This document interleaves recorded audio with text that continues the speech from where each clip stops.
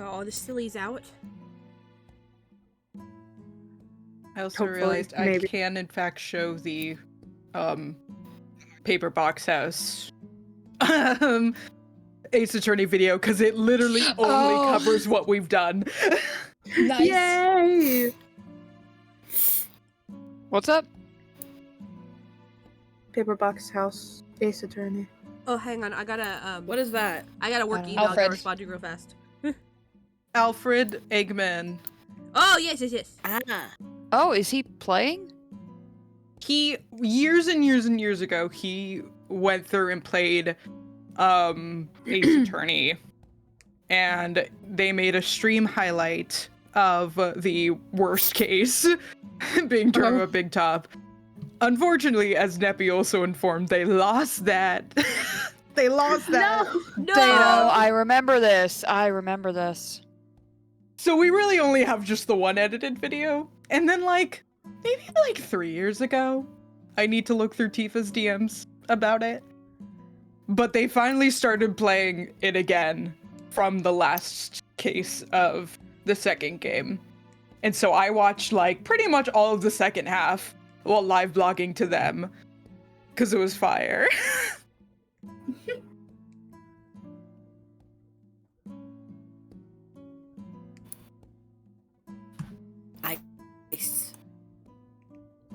Sorry, we had a model that was supposed to be coming in tomorrow. And school's canceled. So I have to re-coordinate, and then my professor finally got back to me today. It was like, oh yeah, can you come on Thursday? I was like, yeah, sure. So I was just piggyback between the two people. And of course she just messaged me. She's like, thank you for being on top of this. I'm like, no problem. Oh, where did I write? 3D modeling. Meeting. Not 3D modeling, actual regular modeling. Sit in a class and I'm just gesture. saying stuff. Oh.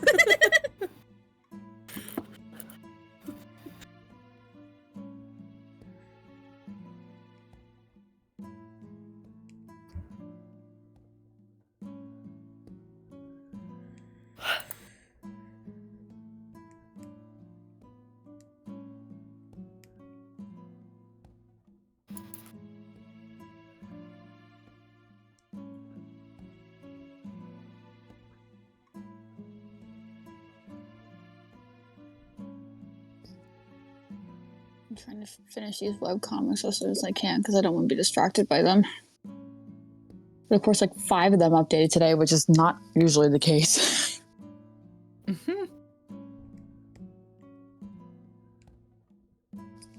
One of which has a really unique concept of it being based around magical girls, but it's a few years later after a magical girl event happens, and the one character is went into hiding, and during that time he transitions into a guy. Aww. And Magical he does not boy. but he does not like using his powers that much because it reminds him of when he was still a girl. So Wait. gives him dysphoria in a magical way. Is this actually called is it called Magical Boy? It's called Magical Girl Me, I think. Let me double check. Okay. Because new Magical Me, sorry. Okay.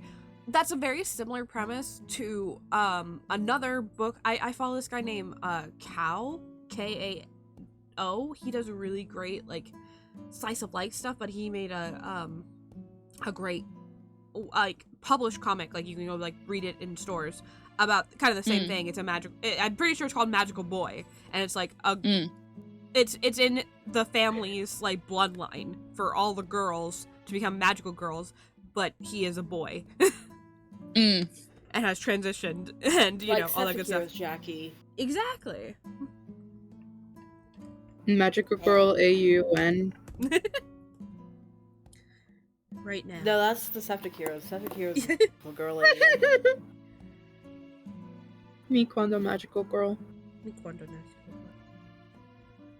Oh my god, I need to show you guys this really funny Spanish meme that I saw the other day. Waka?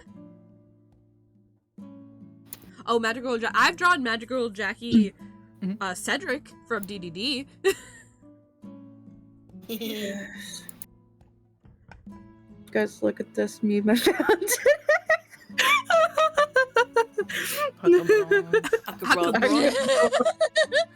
What does acabro mean?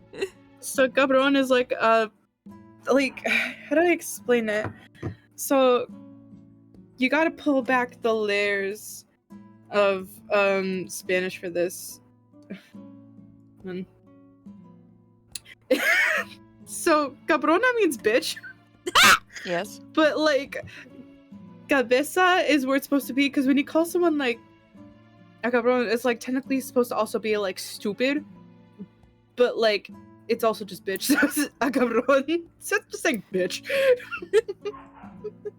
This fucking like stuffed, like I don't know what it is. It's like a weasel. It's like It looks like a ferret. It looks like a ferret. Yeah, it looks like a I don't know what it is. A stuffed snow ferret. A cabron. Or snow, or like a polar bear. Yeah. It's probably more realistically a polar bear because I don't see a lot of ferret toys. Yeah. It really cracks me up. I saw that today, and then there's one more Spanish meme I need to show you guys. I say this because I went through a lot of Spanish memes with my family today when we were at lunch.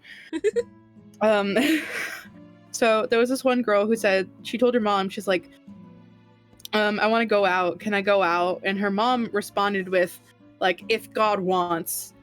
If it's what God wants. So it's like, si Dios quiere. Someone made this. Please, did you send? Please. No, why is it disappearing? It's not. Oh no, it's twice! There we go. It's si quiero. It's God saying, like, I want that. It's like, si quiero. Si Dios quiere, si quiero. It cracks That's me pretty up. funny. Si Dios quiere, si quiero. This is like the standard Jesus they have on like the candles and shit. Yeah! Yeah, These are even- we've all seen this illustration of Jesus. White man We've all seen this Jesus. illustration of Why Jesus? And then I sent this to Fan a while ago. See. You said that last night in here. Wait, when? Scroll up, Scroll bitch. up. I'm scrolling up. I'm trying to find it. It's like under Helion and Sage, I think. Yes. It's around. I need zero. See. See. What else do I have? I don't understand the shoes. Tis the clobbering hour, milady. I have goodness gracious. Oh my goodness gracious, I've been bamboozled. I have Yippee Comics are funny. from Doctor Doom. And then I have this. I honestly don't understand enough about what's going on to ask a relevant question. It's beautiful. Alright, after done, I've done promos, we got music up, we got Mumbleclub. everything ready to go. You guys ready? I'm so ready. One more. One more meme? One more. Deathpool and Spider-Man. Deathpool. Okay, I think I got it out of my. No way, I have this one that I made Kenna. Okay, Pop. It's based on the fucking like 20-piece. You wanted the 20-piece man. Was like, okay, I'll get you 20-piece and fries. You guys know that meme? Wait, hold on. Yes, I know exactly what you're talking Yeah, about. because of you. Yes. Okay, but...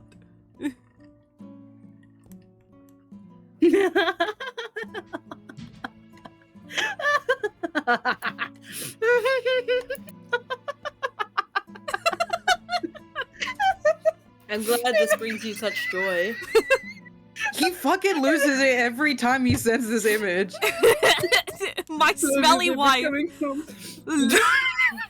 20-piece chicken neck. Got them how many? I'll get you 20-piece of fries. It's the fact that piece is spelled wrong for me. I feel like this is how Sparky's going to text me. Yes, absolutely, 100%. No. No, I wouldn't. Maybe I would. But Yes, like, you I would. wouldn't. Yes, you would.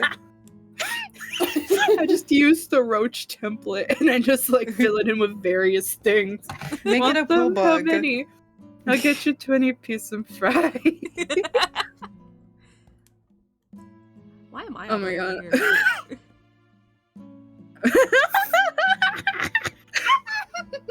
I guess we're warming up by sending memes. There can be Mr. Boombastic Scatterbombatis. Do you send something? Oh my god. He's like, one more. One more. Another! One more. What know- act of sluttery is this? We used to have nights where we just send each other our newest memes, so It's beautiful.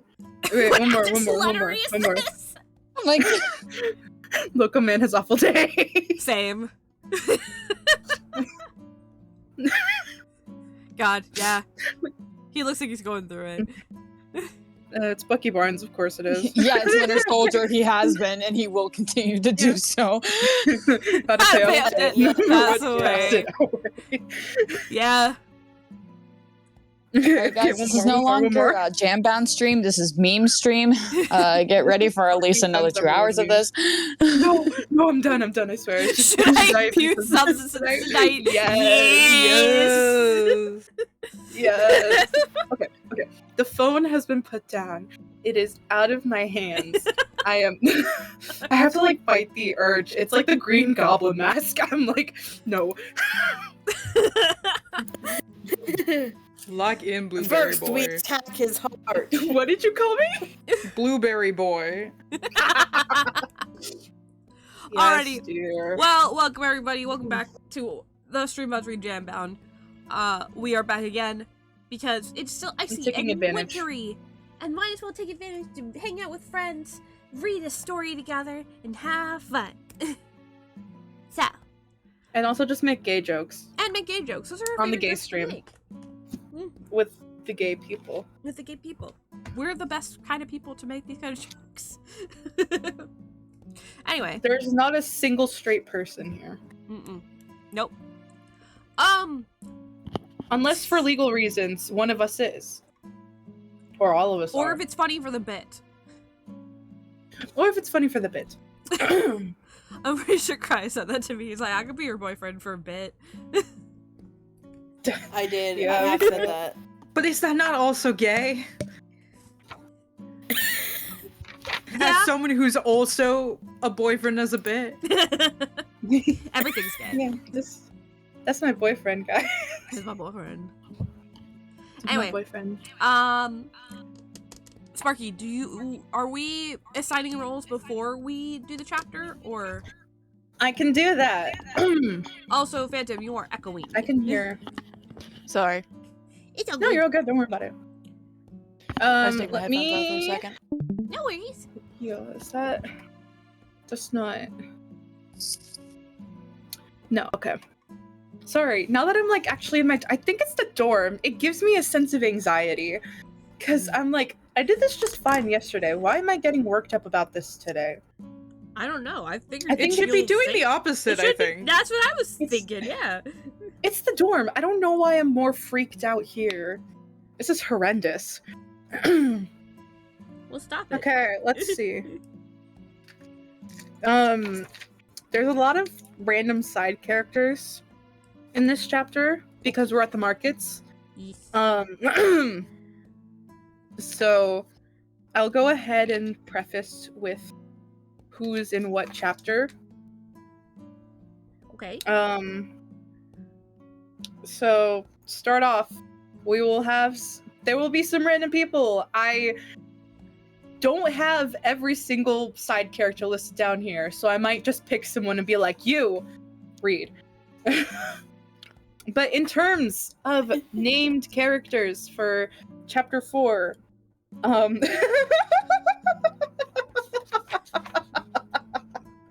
Great start. sorry. We have Clotted Cream Cookie. He makes an appearance. Oh.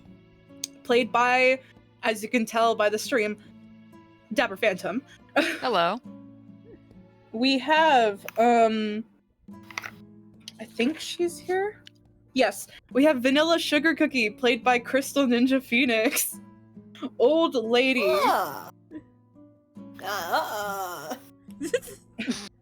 That was a poor attempt at an old lady voice. I'll get better, I promise. I'm checking. I believe in you. I'm making sure. I thought Sparky was just saying old lady and that was it. Yeah, that's it. in Old sentence. lady played by. We have old lady played by someone. No, Crystal Ninja Phoenix is the old lady. Tifa, you will voice a child at the beginning. Oh, I can do that, no problem. And Huffledork, you will play another child, talking to that child. Children's. So you guys can just fight for whoever goes first. Okay. There Tifa, what number am I thinking are of? 2. 2. Oh. Nope. I win. Tip. I think that's you didn't list like between what and what. I feel like that's cheating. If you're gonna play a game, play it fairly, you Could have been bitch. 1,000 for all I know. It could have been. It could have If been you a billion. guys know and you never me, would have you known. know what number I was thinking of. It was 13. It 13. was. Well, you didn't set a limit, now did you? Could have been 1 Okay, through here's- 10. How about this? How about this? Tifa, Huff. Yeah. I'm Yes. thinking of a number between 1 and 10. Which one of you picks it, you get to go first. 4. 7. Shit, Tifa got it. I was trying not to do 7. It's usually because 7. it's usually 7. What do you mean? Everybody picks 7. It's like almost smack down. It's not Yeah. right smack down in the middle. It's a but, like, lucky number. It's a lucky number. And It's the square root of my lucky number, so that's why I always pick it. Mhm. 49. So, Tifa goes first Yeah. as a child. I know. Huffle goes second. Yes, Phil. There are 2 old people.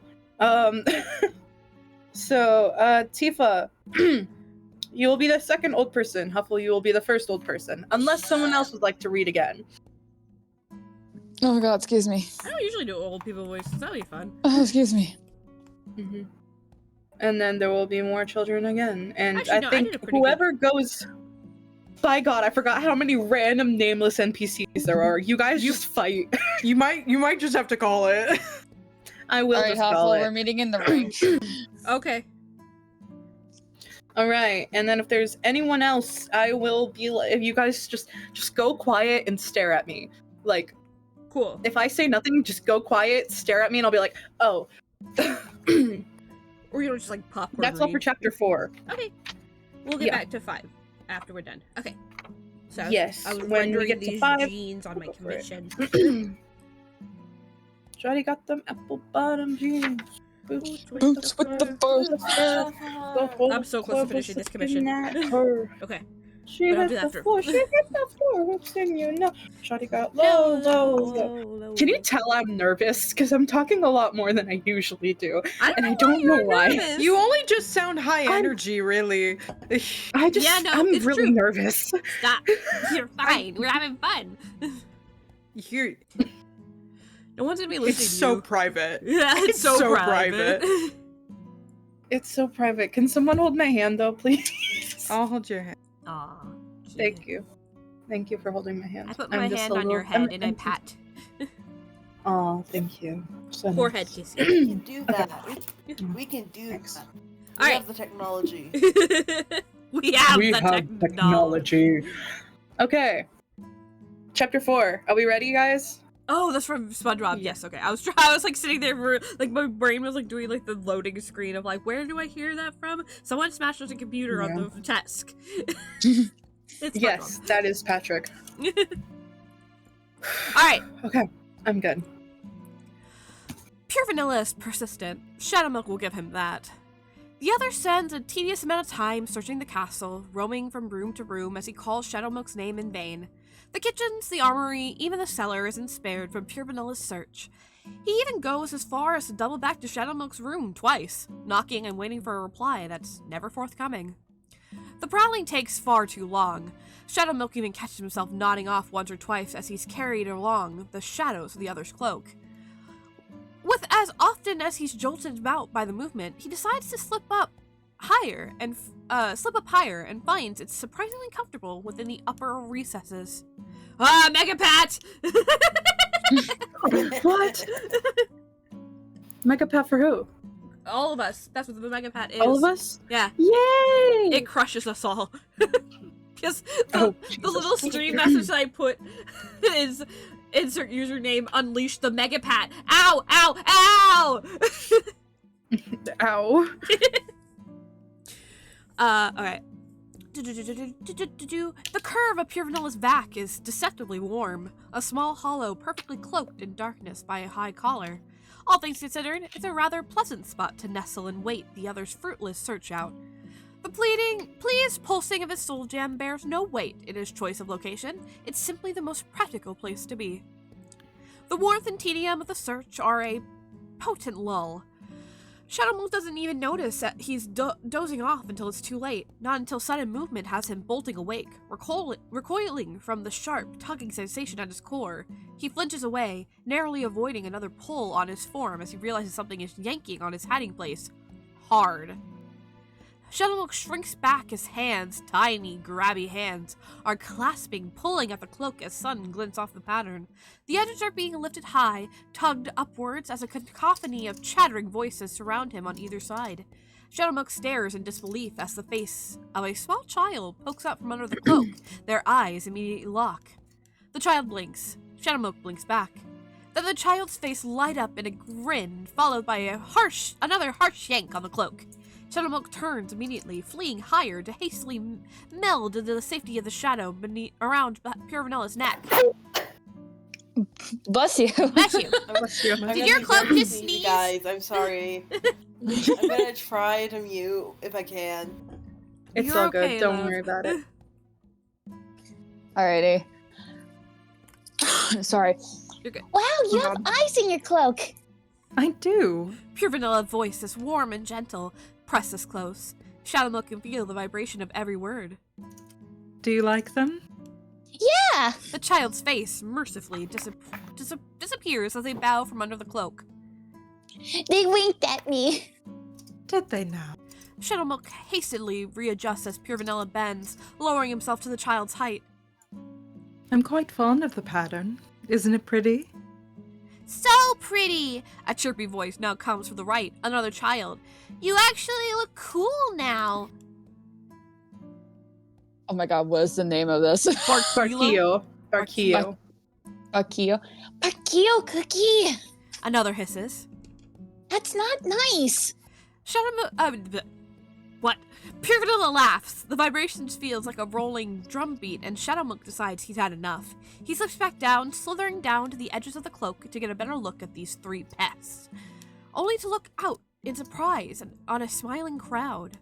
From what Shadowmilk can glimpse, they're indeed in the markets. Now that he's shaken off the edges of sleep, he can hear the call of cookies far and near, shouting warmly to each other. The names of wares, prices, even snippets of furious arguing fill the air, a background of ever-shifting noise.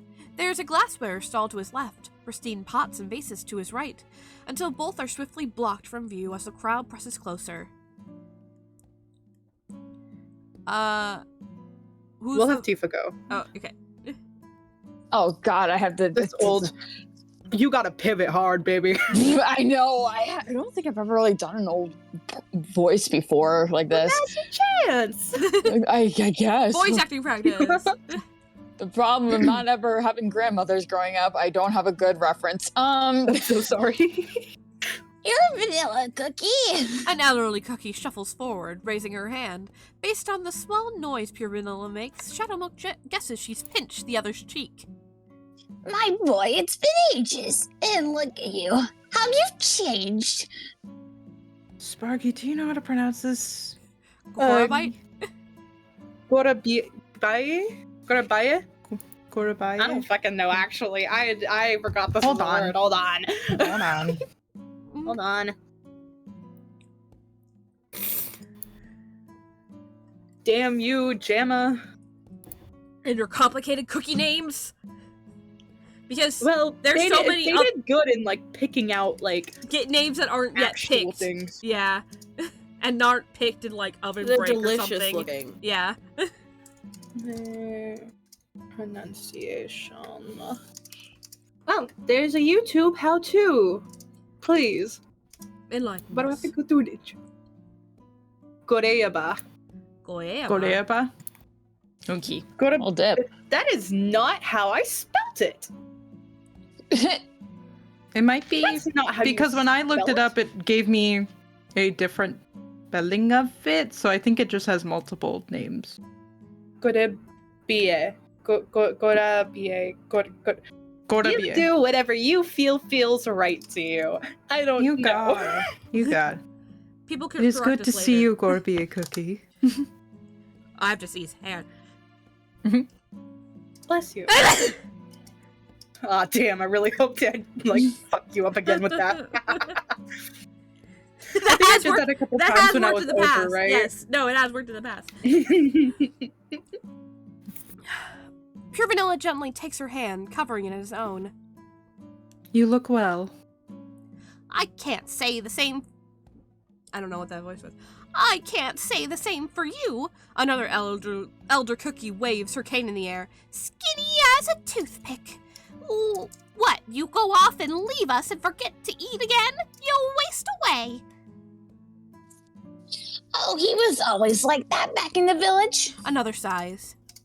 Always giving up his share for the youngins. You hear that? No wonder he's so skinny. Why, you'll blow away in a gust if you don't get better care of yourself. You listen to your elders now. Shadowmilk merely clamps down a snort of laughter. His elders? Pure Vanilla chuckles. Is there a puppy in here? There's a puppy in here. Hello, Georgie. Bark, bark. Hello, Georgia. What have you been getting into? Have you been your pants? The K counts have invaded. Hello, Georgie. Okay, bye. I love you. She's such a baby. Anyway, Pure Vanilla chuckles. He bends down to gently kiss Koreabie. Kahorabie's Korabie. cookie's hand before straightening and addressing the crowd. Everyone, it's truly wonderful to see you all. I feel deeply honored by your care. Cry. Go for it. Okay, where is it? Where is it? Right here. Oh, and just I look forgot at his you have a light hair. An apron cookie sighs dreamily. Oh, I remember when my husband had hair like that. Fan, go. One moment. Indeed. Where are we?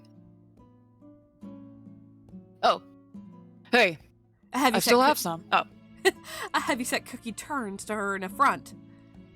I still have some. Yes, dear. Of course, dear. There's another tug to Pure Vanilla's cloak. A new child stands to his right, looking up at him with the biggest dewy eyes Shadowmilk's ever seen. Pure Vanilla Cookie. Third child. Pure Vanilla Cookie? She asked shyly. Can I braid your hair? Tifa, go. You have so many children now. Oh, me too. The children swarm back around him, yanking and pulling excitedly on Pure Vanilla's cloak as Shadowmilk hisses in displeasure. Pure Vanilla bends again, gently placing his hands atop the smallest girl's head. Well, I'd like to walk the markets first. He says, voice soft and kind. But once I'm finished, I would be honored. The children burst into excited titters. Shadowmilk sighs in relief, their grubby little hands finally leaving the cloak in peace as Pure Vanilla stands. Everyone, He begins. I think it's Siva. Yeah. Is this- Tifa. Is this the kid or the old lady? The old lady. The old lady? Old. Oh, This is gonna be a. oh, come along, dear. Gora B.A. Cookie shuffled forward, her hand pressing against Pure Vanilla's wrist, around Pure Vanilla's wrist. You'll want to stop at my stall first. We'll get you some of my famous rice pudding. Fatten you up. Nonsense! A booming voice replies. He needs some hot jelly stew in him! Come to my place instead! A clamor rises up from the crowd, voices arguing back and forth as they press closer. Pure Vanilla lets out a nervous laugh. Shadowmonk glimpses the other grip on his staff tighten. Then there's another yank and Pure Vanilla is stumbling forward, swept along by the excited crowd, and taking Shadowmonk along with him. How revoltingly familiar. Music. She will continue to do this for the rest of our reading, guys. That's so strange that happens to you. I don't know why. Yeah, maybe if I put in It another. hates you, I suppose. I suppose. I suppose. I like having music while we're doing this. So when there's no music, I feel like the silence is like heavy. I don't like it. I don't like it one bit. We can pause the music when we get to a heavy moment because we have one of those in this chapter, I think. So. Okay. I mean, we can always. If you know any like good Cookie Run OSTs, just let me know. I can make sure I can flip between them. Ma'am, yes, ma'am. Perfect. All right. Still, the situation is salvageable. Not idea, certainly, but a pushy crowd is still a crowd. There's plenty of eyes, more than enough attention heaped on Pure Vanilla, even if the sheer volume of it is laughable. Simple cookies are always like this, always excited to meet someone special, to heap praise and adoration upon their betters with bowed heads and glittering greedy eyes, always trying to grow closer, to slip up against their side and inevitably ask just one teensy tiny question. Shadowmonk sharply dismisses the thoughts from his mind. He has to focus. He's been patient long enough. The K counter back. Hi, Molly. Oh, Winnie's joining. What are you barking at? Girls! Girls, you're both pretty. Can I go home now? Guys, I promise you, no one's out there.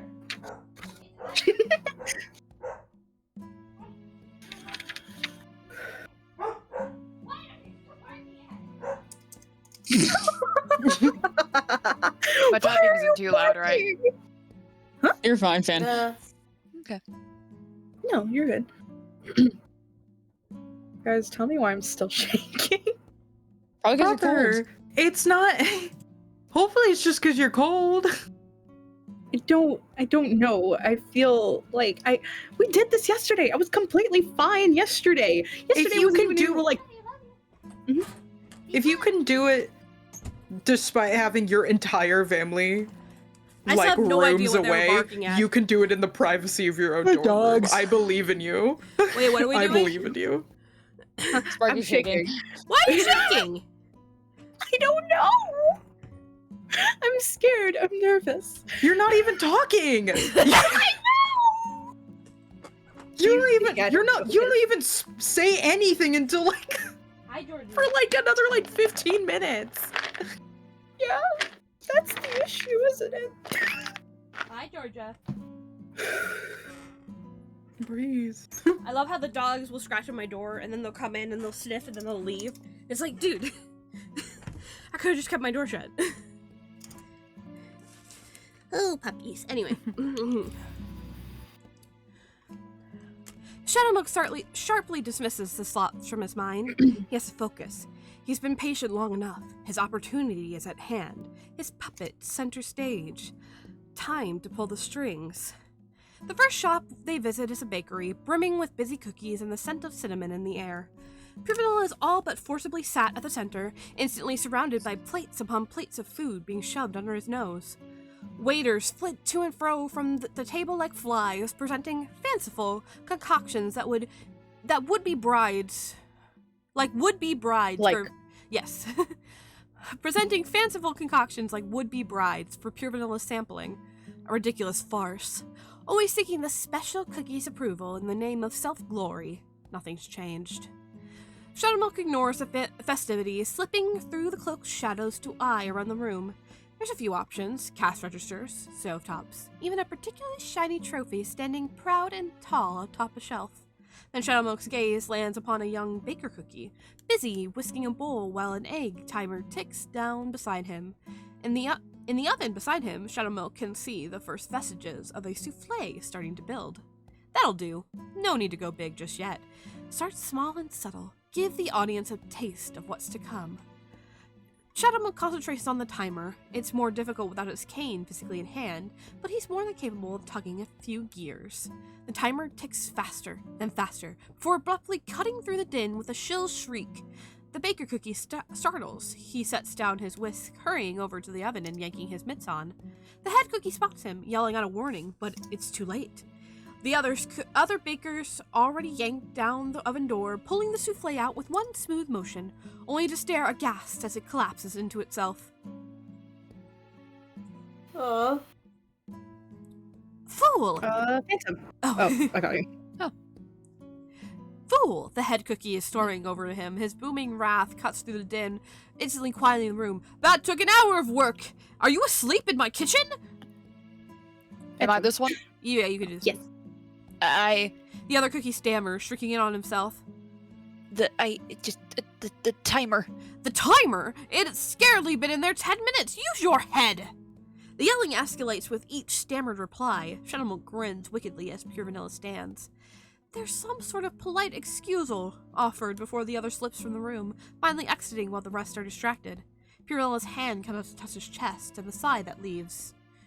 It is heavy. That leaves it is heavy. That's what I was like, that sounded weird.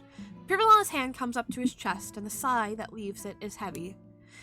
Then there's a new hand collapsing his arm, a toothy grin flashed, and Shadowmilk feels them being whisked away again back down the street. Seems they're in for a long day. The rest of the afternoon passes much the same. Pure Vanilla is dragged from shop to shop by eager cookies, gleaming eyes and grinning mouths, asking his opinion on every little knick-knack thrust under his face. Gifts are showered upon him, clamoring voices overriding every polite refusal, as cookies greedily drink in every minuscule, often stammered drop of praise Pure Vanilla offers in return. The other's discomfort is tangible through their connection, so hastily overwhelmed by the attention being heaped upon him. Clearly, Pure Vanilla has been away too long. Still, as laughable as the Pure Vanilla situation may be, it does provide ample opportunities, something Shadowmilk is happy to seize upon with a few clever tugs of his strings. At the blacksmith, a freshly forged sword shatters at the first swing. The tailor's finest robes rip apart at the seams. The ceramic shelves snap, leaving a row of vases smashed upon the floor. Even the oh-so-composed jeweler took 3 seconds away from Even the oh-so-composed jeweler looks 3 seconds away from weeping as he swears up and down that his prized piece had nary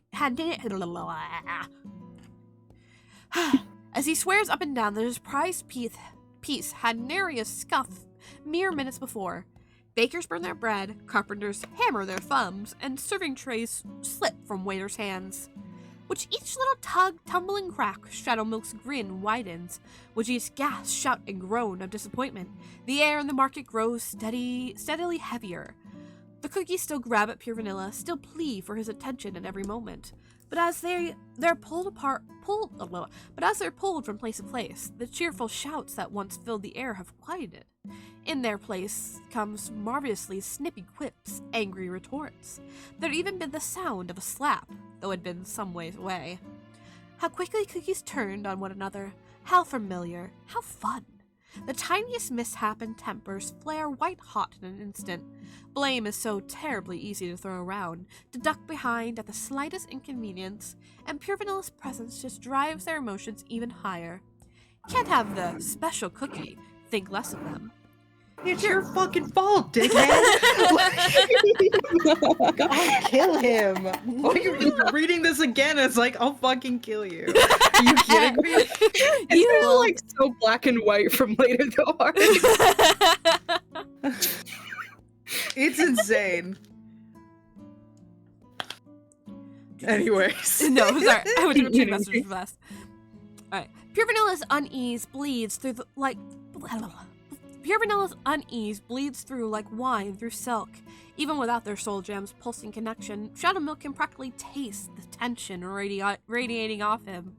At each new shop he tries to help, attempting to soothe flaring tempers, offering to pay for damages that these oh-so-clumsy cookies that have been tripping into all day. Yet, delightfully, his attempts often make things worse, the shop owner's embarrassment only flaring higher as they refuse him and turn to the nearest employee to unleash their frustrations on instead. By the time Pure Vanilla stumbles out of Ooh. Boo! This guy sucks. This guy stinks. Boo! Oh. By the time Pure Vanilla stumbles out of Latte Cafe, replacing the boba balls with marbles, Shadowmilk's rather proud of that one. The other's exhaustion is felt with the slump of his shoulders and heavy lean upon his staff. The sigh he lets out rattles in his chest. He's run a hand over his face. What a day. He mutters to himself. I should just go home. Ah, that would be a shame. And here I thought we could finally borrow a moment of your time.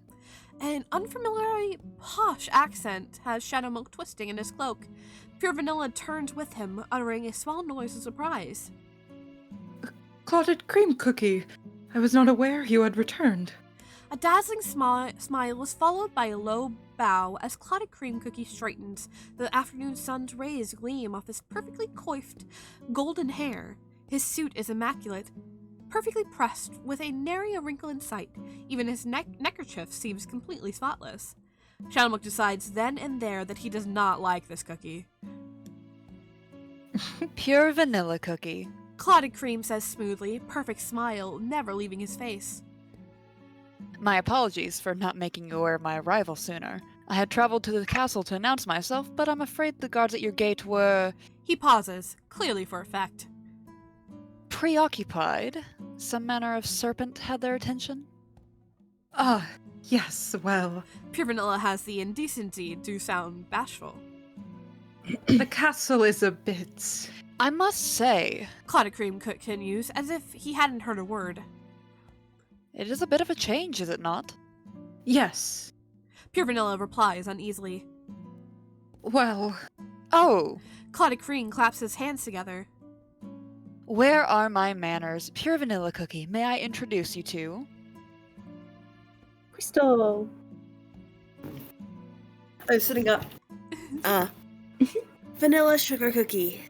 A raspy voice cuts through the conversation. From behind the annoyingly dazzling cookie, a small, hunched one shuffles forward. Her wrinkled face is pinched. She rests heavily on her beaded cane as she bows her head forward. That's breaded cane. Oh. That's clever. Her breaded cane. Your Majesty. Ah, the cake cows are going again. They sure are. What is she Arf. barking at? That's to be seen. Girls!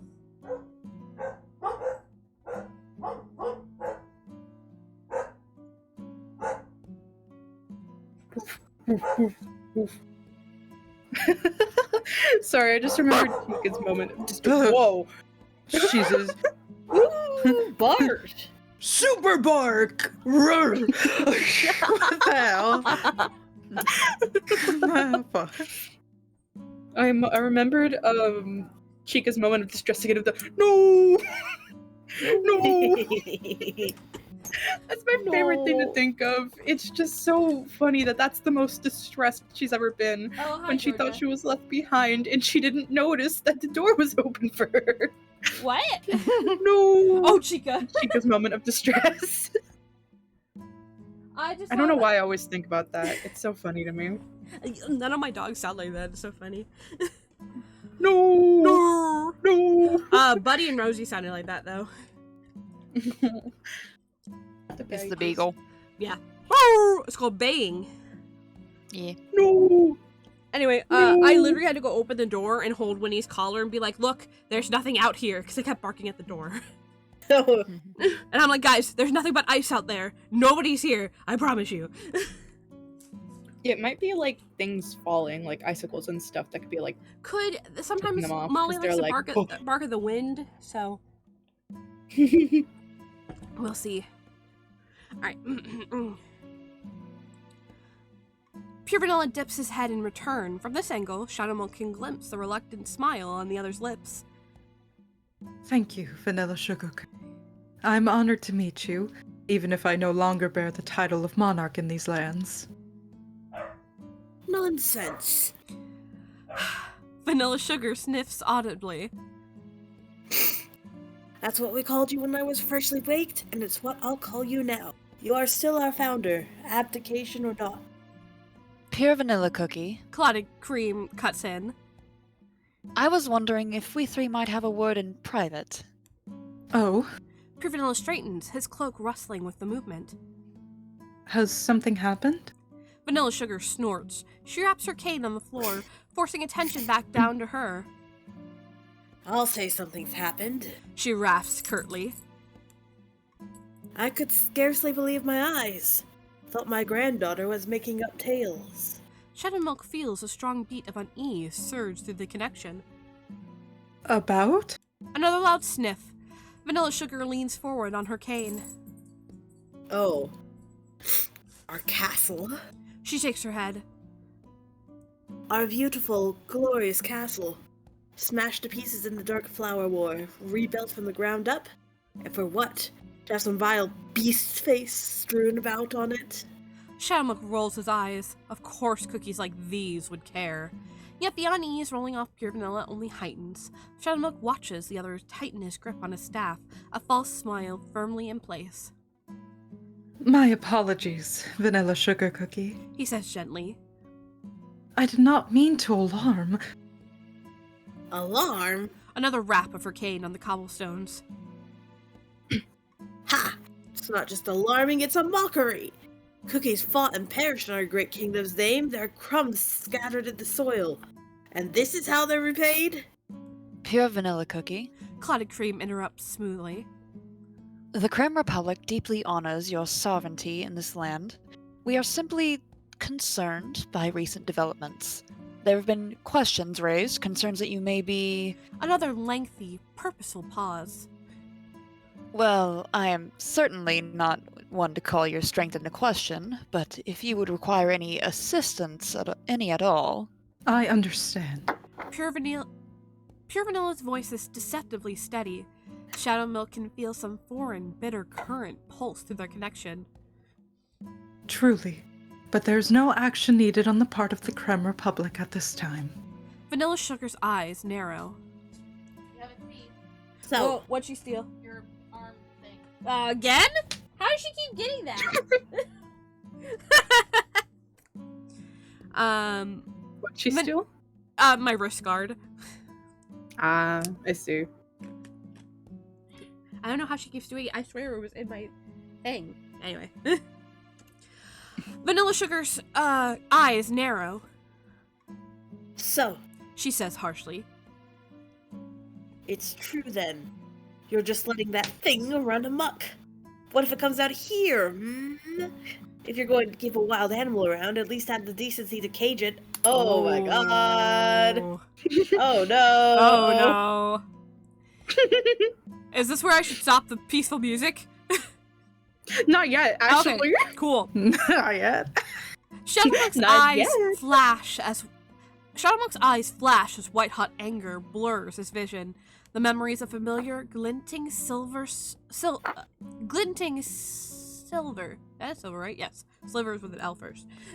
Glinting silver swimming through before his eyes. He's already grasping at the edges of his form, teeth bared as he tears at the veil of shadows, until a sudden, violent pulse of pain freezes him in place. It hurts, scorching and stinging as he clenches at his chest, yet somehow it feels foreign, harsh and acidic on his tongue. This is not this is not only his anger he's feeling. Pure Vanilla's fury is flowing through their connection, and it is scorching. The sensation is so shocking, so tight, in how it clenches at his core that Shadowmilk almost misses the other's next word. Vanilla Sugar Cookie. There's a certain awe to be had at how steadily Pure Vanilla holds his voice, how easily he lies through an air of calm that Shadowmilk can feel he does not truly possess. While you are always welcome in these lands, I must ask that you mind your words more carefully when speaking of its inhabitants. The woman's head recoils in affront. Inhabitants? I hardly think. Shadowmilk Cookie Pure Vanilla interrupts calmly. is my guest. He is not a wild animal, nor will I ever allow him to be caged like one. I regret that his actions have injured your memories of this place, but the castle remains my home and within my purview to host whomever and however I see fit. Vanilla Sugar's eyes glitter angrily. Her mouth opens in retort, cane already raising in defiance, before Clotted Cream steps between them. My apologies, Pure Vanilla Cookie. Clotted Cream bows low, sweeping a hand in front of him. I see in our hasty concern for your well-being, we have grievously overstepped. The Crim Republic means no disrespect to you, nor the companions within your realm. Please, do forgive our God, he's transgressions such a this day. politician. He's such a He's such a politician. He really is. Am I doing a good You're job? doing great, bud. You are. You're doing great. Politician. My favorite politician. My favorite politician. I can say something so horrible right now. I can say something so horrible right now. No, save it for later. This Save is it for right later. on time. This is Pure Vanilla For when mimics we're a off bow. the air. Yeah. Pure Vanilla mimics the bow. Of course, He replies, equally smooth. and I hope I have not offended in turn. Of course. If you'll allow me, Pure Vanilla continues, straightening up yet again.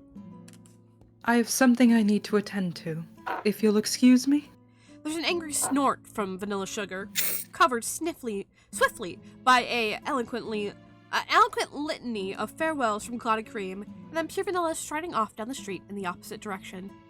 Strangely, he does not slow his pace as he continues forward. Cookies call to him, try to catch at the hem of his sleeve, but Pure Vanilla politely dismisses them all. He is hurrying towards something, but the what is unclear. More confusing still, he soon ducks off the main road entirely. His steps take him down twisting alleyways, turning corner after corner as the sounds of the markets begin to fade entirely. His steps don't pause for a moment, leaving Shadowmilk thoroughly perplexed as he's carried along the ride. It's not until all windows have disappeared, not until they're surrounded on all sides by plain weathered walls and near total darkness, that Pure Vanilla finally slows to a stop. As Shadowmilk peeks out, he sees they come to a dead end. No sign of life. No new bend for the other to slip around. Pure Vanilla tilts his head, surveying his surroundings with an intensity Shadowmilk rarely glimpsed before. Are they being followed? There's a beat of silence. Pure Vanilla lifts his staff, scanning the darkness one final time, before setting it down with an audible thud. Get out. Pure Vanilla You can blinks. pause the music now. Oh, okay. A dramatic pause. The dramatic pause. You know, I was thinking as time went on, like, if he could feel what Pure Vanilla is thinking, surely Pure Vanilla can feel what he is. Yeah, and the fact that they're feeling anger at the same time would probably have him be like, Wait a second. wait a fucking minute. Wait a minute. Shadowmilk blinks. He shifts to the edge of the cloak, trying to glimpse whoever Pure Vanilla is addressing, only to feel the cloak being lifted, held aloft in the air as Pure Vanilla narrowed eyes lock onto his own. I know you're there. Pure Vanilla's tone is relentlessly sharp, his gaze more so. Out. Well, that's surprising. Still, Shadowmilk isn't one to keep an audience waiting. He shakes off the shock, slipping out as his physical form coalesces in a swirl of shadows as he stretches his arms above his head. Oh, Nilly. He floats upwards, dipping back into a mocking swoon as he flutters his lashes. So gallant, so fierce, riding to my rescue against that foul, wrinkled old crone. Oh, I could just pinch your cheeks, I could. Pure Vanilla stares silently up, his unnervingly cold expression unchanging. The grin on Shadowmilk's face falters. The corners of his mouth twitch as he folds his arms behind his back, leaning forward and cocking a brow. Hello? Earthbred to Nilly? You can drop the whole scowling act now, or are you just stuck like this now? Why are you here? Shadowmilk tilts his head. Excuse me? Why Pure Vanilla repeats slowly, tonelessly. are you here? Did you follow me from the castle? Well... Shadowmilk twirls his cane, leaning back as he pretends to think. I wouldn't say followed, more tagged along for the ride. You've been with me since the beginning. Pure Vanilla's words are still eerily cold, his gaze sharp and narrowed. In my cloak. That's what I felt in my room. What I've been feeling all day. Bingo! Shadowmilk sings songs, grinning ear to ear even as Pure Vanilla glares him down. Oh, come on, Nilly. Aren't you happy to see me? Though, I must say, I'm so interested in how you figured me out. What gave it away, I've been feeling strange ever since this morning. I wasn't certain at first, but Vanilla Sugar Cookie... Pure Vanilla's grip on his staff tightened briefly. When she spoke against you, I suddenly felt... Pure Vanilla frowns deeply, a hand coming up to touch a stole jam brooch. Ah, the fleeting tear in the veil of Shadowmilk's cookies... The fleeting tear in the veil of Shadowmilk's claws had wrought in blind, furious anger. Oops. Shadowmilk leans back with a shrug, palms splayed upwards. Well, what can I say? Caught with my fangs out. You've been with me all day. The words are pointed, a blatant accusation. And you've been breaking the rules. Shadowmilk's grin slowly fades. He feels his own eyes narrow to meet Pure Vanilla's icy stare. Excuse me? Pure Vanilla slams his staff into the ground. The force of the impact is pathetic, really, but the clear anger radiating off him is palpable. You think I haven't noticed the chaos that followed me in the markets today? The shattered pots, the burning loaves, cookies tripping over thin air left and right? For a master of deceit, you clearly weren't trying to be subtle.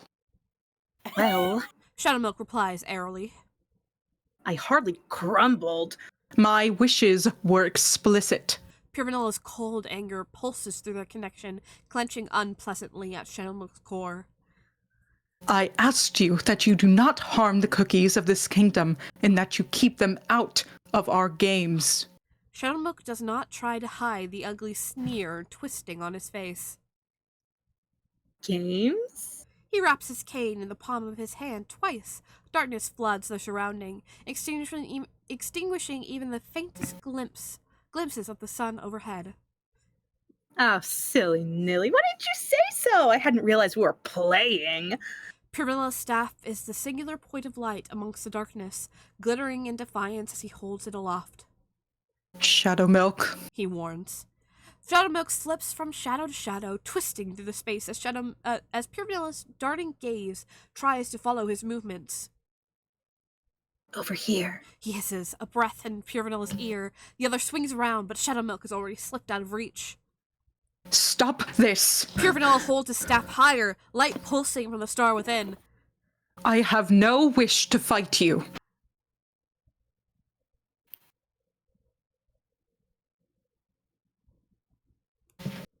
Barks? Oh, hello. Am I dying? Maybe? You went quiet. Yeah. Oh, shit. Sorry. I voiced that entire thing and it goes like sparks. I'm like, oh, shit. Anyways. Fight? Pick up your mind, Nilly. Are we playing or not? Shadowmilk. I thought you loved games. Shadowmilk lunges for the darkness. Pure Vanilla swings his staff again, narrowly grazing Shadowmilk's cheek before he's melted back into the shadows. Ooh, so close. Shadow! There's an electricity in the air, a violent pulsing in the connection that dances along Shadowmilk's dough. Anger, white, hot, and heady, smoldering in his jam, more anger than just his own. He can feel Pure Vanilla's unhappiness twisting into something raw, dancing closer to a shadow of Shadowmilk's own viciousness. To see such fury, such disoriented anger spinning in the other's soul.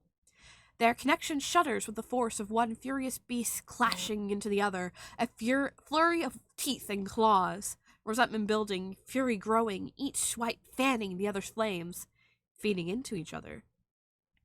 What's the matter? Shadowmilk's voice bounces from all directions, a cacophony of disharmony, as Pure Vanilla steps uneasily back. Isn't this what you wanted? Pure Vanilla swallows, grip on his staff tightening. Enough.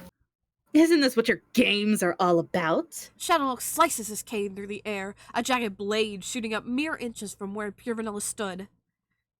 Keeping me occupied in that ivory tower of yours. Another slice, and the blade surges forward, forcing Pure Vanilla to stumble backwards. Keeping me distracted and tame. Enough. Keeping other cookies out of it and far, far away from me. I said enough. The burst of light is blinding. It rips through the darkness, searing against Shadowmilk's dough as he throws his arm over his face.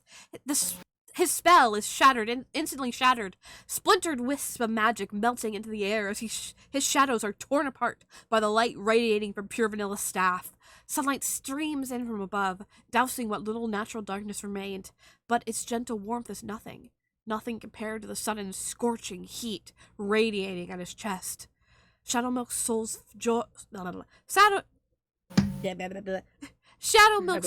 jam is on fire. He grasps blindly at it, doubling over in pain with a furious cry. Across from him, Pure Vanilla slumps against his staff, clutching at his brooch with a rattling gasp as his eyes clench shut. At least this pain, too, is mutual. They stay like this, Shadowmilk curled around himself in the air, and Pure Vanilla barely remaining upright as they breathe, in and out, riding the waves of pain, driving itself into every inch of their dough. What feels like hours pass, the sensation throbs on and on, the tightness only lessening in small, gradual slips, like a vice unclenching. Pure Vanilla is the first to move. From the corner of his eye, Shadowmilk can see the other pull himself up on his staff, trembling from the exertion. There's a deep, full-body shudder as his raspy breaths quicken momentarily, only slowing when he lifts his head to meet Shadowmilk's own vacant gaze. A moment passes like this, Shadowmilk's mismatched eyes flickering over to Pure Vanilla's dull, milky own. Then Pure Vanilla lowers his gaze, eyes slipping shut as he hoarsely rasps. Go home, Shadowmilk. A command, weak, feeble, gasped with nary a wisp of strength behind it. But a command nonetheless. Shadowmilk's own gaze lifts up, past the curved roofs, past the darkening clouds littering the sky above. He stares into the dismal gray abyss. He stares into the dismal gray abyss, counting out the beats of pain still throbbing in time with each. Abyss. I said gray. Did I say gay? I said You more like almost said gay. Oh. You almost did say. You almost said gay. It was kind of beautiful. Beautiful. Look up above the gay abyss. It's rainbow colored. That's where I wish I was, but instead I'm here. The gay abyss. Anyway. That's Tifa's gender. The gay abyss. The gay abyss. He stares up into the dismal gray abyss. Heck yeah, brother.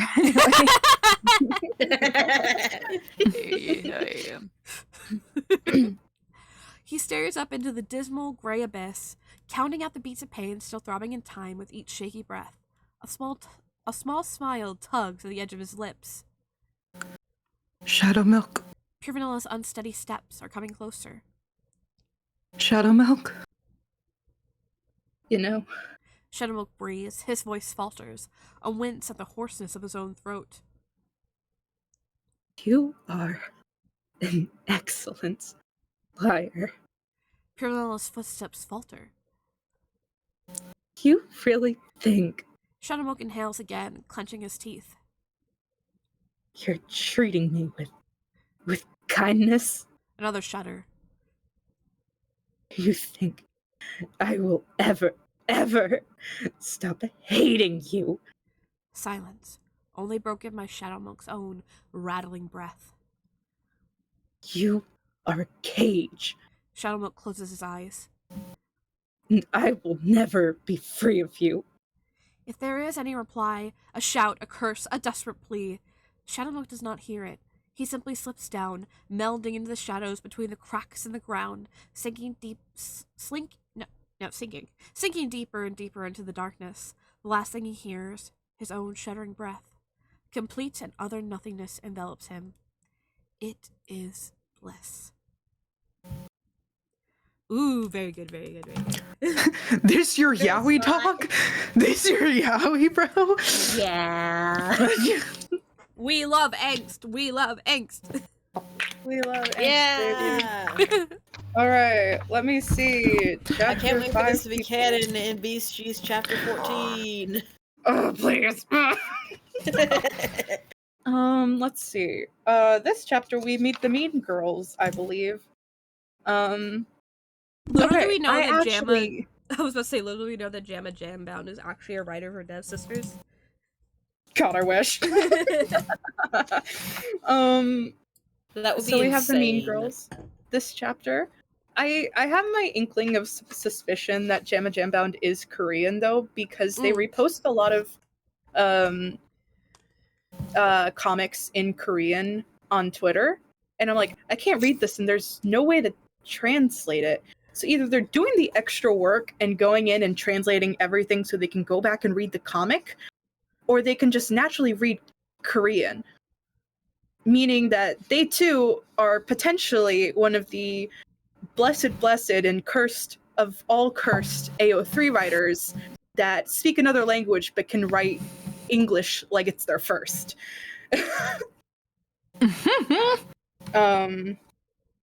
Anyways, chapter 5, I'm looking. If I had a wildly successful story, I would write fanfiction about it and just publish it under a pseudonym. Hell yeah. Hell yeah. I mean, that's what they do. I'm pretty sure they have like an actual main account. They just, Jamma Jambound is like their side account. Yeah, I know that, yeah. Yeah. Okay, so in this chapter, we get the Mean Girls, played by Phantom, Tifa, and Cry. Hello. We have an apple seller. Crystal, you will be the apple seller. And there's a flower salesperson, played by Tifa. And Art, there will be a person trying to buy flowers. That will be you. The Mean Girls. We will have Head Mean Girl, Juniper Berry Cookie, voiced by Phantom, Freond Cookie, voiced by Cry, and Pamplemousse Cookie, voiced by Tifa. I will tell Which you. one am I again? Juniper Berry. Juniper, okay. Yes. I'm looking through. Bless you. Bless you. Thank you. I'm checking through, just making sure I know what's going on. Okay. Oh, what's going on? No, it's happy to see you. Okay. Oh, it's like grapefruit. I'll just kind of. Yes. I did a little bit of research to see what they looked like, and they're kind of crazy. They're all from the Hollyberry Kingdom, so they will all be based on some sort of fruit. Oh yeah. Wait, hang on a second.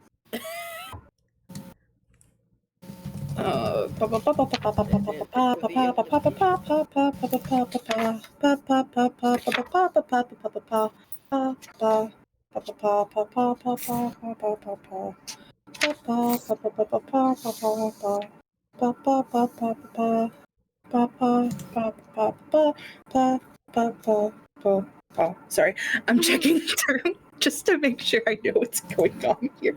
We want to take a little break real fast so I can run an ad? Just so we have more time? Yes, that would be good. I'll just go to the bathroom too. Cool. Thumbs up. I'm making sure I know what's going on. And then it will be, I think it's...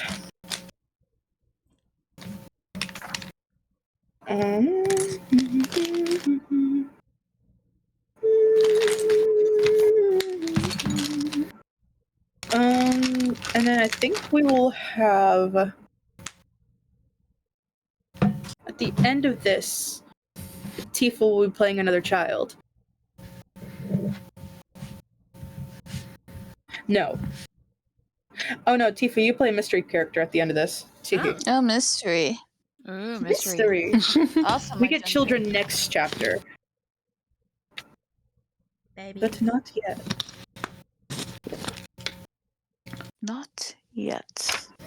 Not yet. I see George Washington smile. Yorktown. I hear the drinking song they're singing. Uh-oh. Oh, damn, sorry. I thought I accidentally switched my Walking headphones over. upside down. The world turned upside down.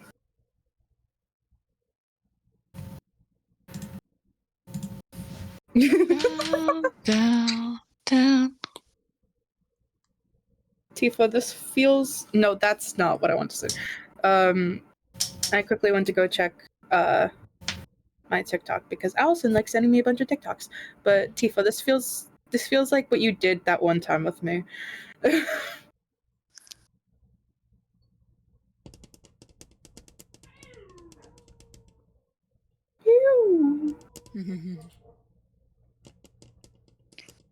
Freedom for America, I- freedom for France. Love that I have these tips that my mom make, which are like plastic tips, because listen to my nails. They sound so nice. Oh, that's what that is. And my nails. Very nice, very nice. There's your nails. I like the stimmy sound of it. And they're so strong. I love it.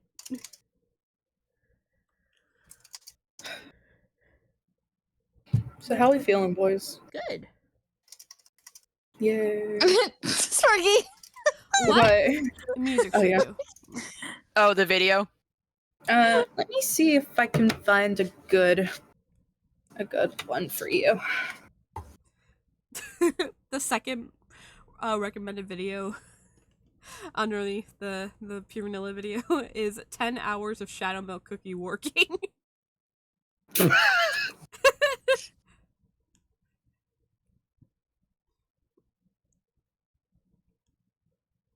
You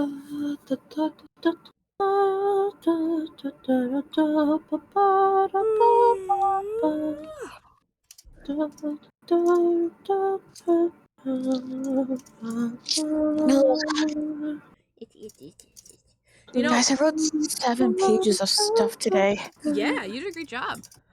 Oh, I only just talked about my first infusion. It's gonna take a while. Oh, And this no. is due by the 30th. Oh boy. I'm hoping to finish it probably, if not tomorrow, and on the day after. Why is it being mean to me? I was gonna I don't like this. say something. What was I gonna say? Frick. What was I gonna say? Your mom. Maybe. I do adore Sorry. her. No. What, huh? What do you mean? Why can't I? What is wrong with my? Okay, it's fine. Hey, this is something Phantom will appreciate, I believe. Oh. He doesn't know Vocaloid that well, pero it's a Toad cover, so. Man, jeez, what was I gonna talk about? Oh, I see a certain Monitoring. people have been uploaded on Sparky's Artfight page. No, I'm not cruising Artfight right now. Why are you looking? No, don't look at my outfit right now. Let's see. Oh? Okay, I got an ad first. Hold on. I'm sure Sage has been uploaded because that's what he's been working on lately. What? You're crazy. You're crazy. What? Crazy. Ain't no oh. way. No, I'm fucking with you. It's absolutely. That's. I figured that out. I was just like, wait, what are you talking about? And then I was like, oh wait, no, I literally just said it. Toadsune Miku. No. Oh, that reminds me, the other night we were gonna show Sparky Krill Miku, and then he fell asleep on us. What? Right, we need to show him Krill Miku. We'll The show you that what after now? stream. Oh god. I feel like I'm on acid. What? I feel like I'm on acid. What about it? Yeah, brother. You both are definitely not on ass. I am definitely not. I'm just hopped up on terror. Or definitely did not which is feel like it. crazy drug in and of itself. I don't know why you're terrified. You killed it, dude. Did I? Thank you. VOD comments. People in the future. Tell Sparky he's killing it. No. Don't. Because he is. I'm just doing a guy. I'm just having fun here. So are we. I'm just doing a voice that I learned a little bit too much about. Did you pick out we've been out of ads. Did you have any other music we're listening to, or are we ready to go? I'm looking. I can't find shit. I'm just trying to find like a chill one that we could put that isn't just the Vanilla Kingdom one over and over again, because that's gonna like fuck us over in the long run. I feel it in my bones. It is very nice and chill, but yeah. It's very nice and chill, but I want to put some. We could put Granberry Market on. Yeah, that might be good. Let's do that. I'm back. Welcome back. Well, I don't know why. I think YouTube is hating me right now. Because literally anything I put that's a on, story. it's like, Don't do that. Don't do that. Here we go. I still remember when they made it on Holly Berry's ass. Stop. Look at the image.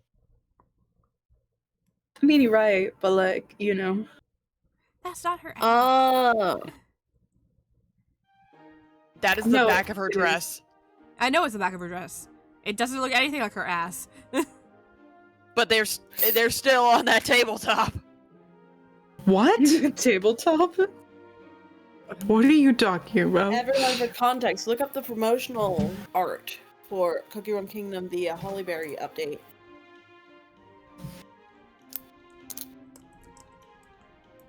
Why is everything not available for me? That is so stupid.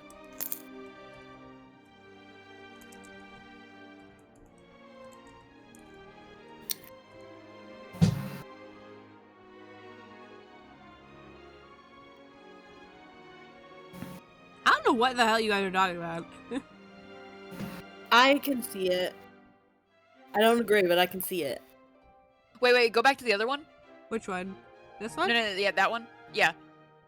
Down there, middle, down there. This one? Yeah. It's not her ass! That's their names. Okay. Oh my god. Tifa will be Carnation Cookie. That's Art the will back. be That is the Capsic back of her Cookie. dress. Yee.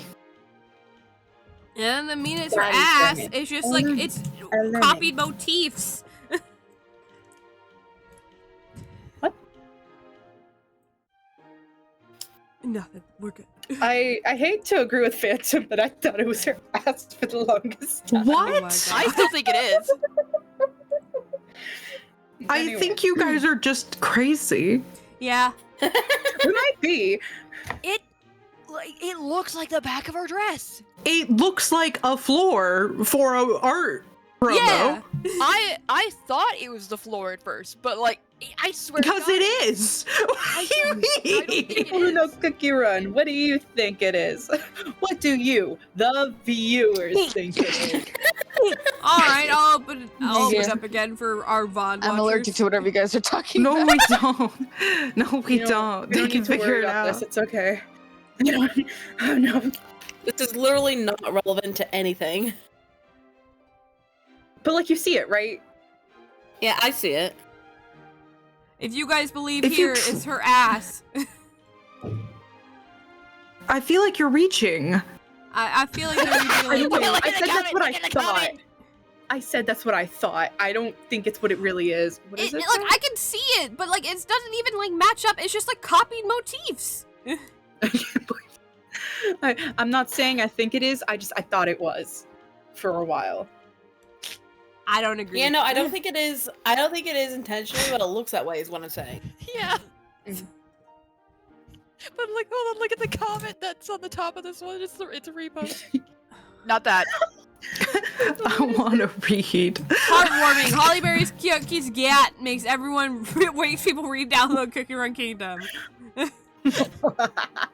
That's terrible. I hate everyone here. Yeah. Anyways, Back to Jambound. are we all back? Are we Yes. all ready?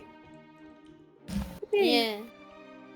As always, if you will bear with me and you don't know who's speaking, I got you. Okay. Just bear with me. I swear I know what I'm doing. I swear. I have like an entire document about this. Sparky, I get- stop talking. You're fine. Sparky, I need to breathe. I need you to breathe. Wait, what's Shadow Milk's theme? Spiral Oh, that's Deceit. his. Well, that's one. There's also like his other one. It's called Greatest Show on Earth bread. Yeah. play with If the you just music want like the off. normal one, that's not like an orchestra. Got the-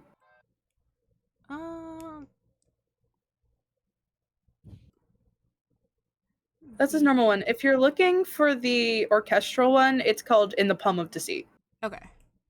What is that? What is that? Do you guys know that one song that goes like da da da da da da da da da da da da? Doesn't that? Isn't that something to do with like the greatest show on Earth or something? No. Yes! Oh my god, by Creature Feature! Oh yeah. Yeah, Dude, I had a major Creature Feature phase back when I was like 13. Don't worry about it. Okay, so we want. If you want the main one, that's the bitch right there. Game of Truth and Deceit, or just that one. I know it's available. You're a See, bitch. it's doing it to you too, right? Yeah, I don't know why. Dude, Interesting. can you guys believe that freaking Cookie Run? Jeez, man. Keep playing it, don't worry about it. The Cookie Run. That's the bitch. This Ooh, update. that seems a little too intense. I've not logged this in today. This update got Huffle into Cookie Run again. Yeah? Because I started, me into I it, too. explained what happened in it to her, and she was like, "Whoa, wait, that sounds cool, actually." Yeah, it I got started trying to get got a lot back. of people into it. Yeah, Yeah. I think If you I want the stopped. Loki version of it, the first one you picked would be fine, Huffledork. I guarantee. This one? Yeah, if you want a Loki version of it, that's it. Why is it This doing content it? isn't available. Try again later. So who I cares? The remember. later is right you now. liar! Yeah, I got back into Cookie Run. I Perfect. think I tried getting in during the Burning Spice update, and I quickly was like, I'm backing out of this. But then I got fully back into it. I want to say December, January of the Shadow Milk update. That is what the I've been here the whole time. Very good, white boy. Very good. All right. This I'm is so proud Crystal. of Where you. did you come from? I live here. Yay!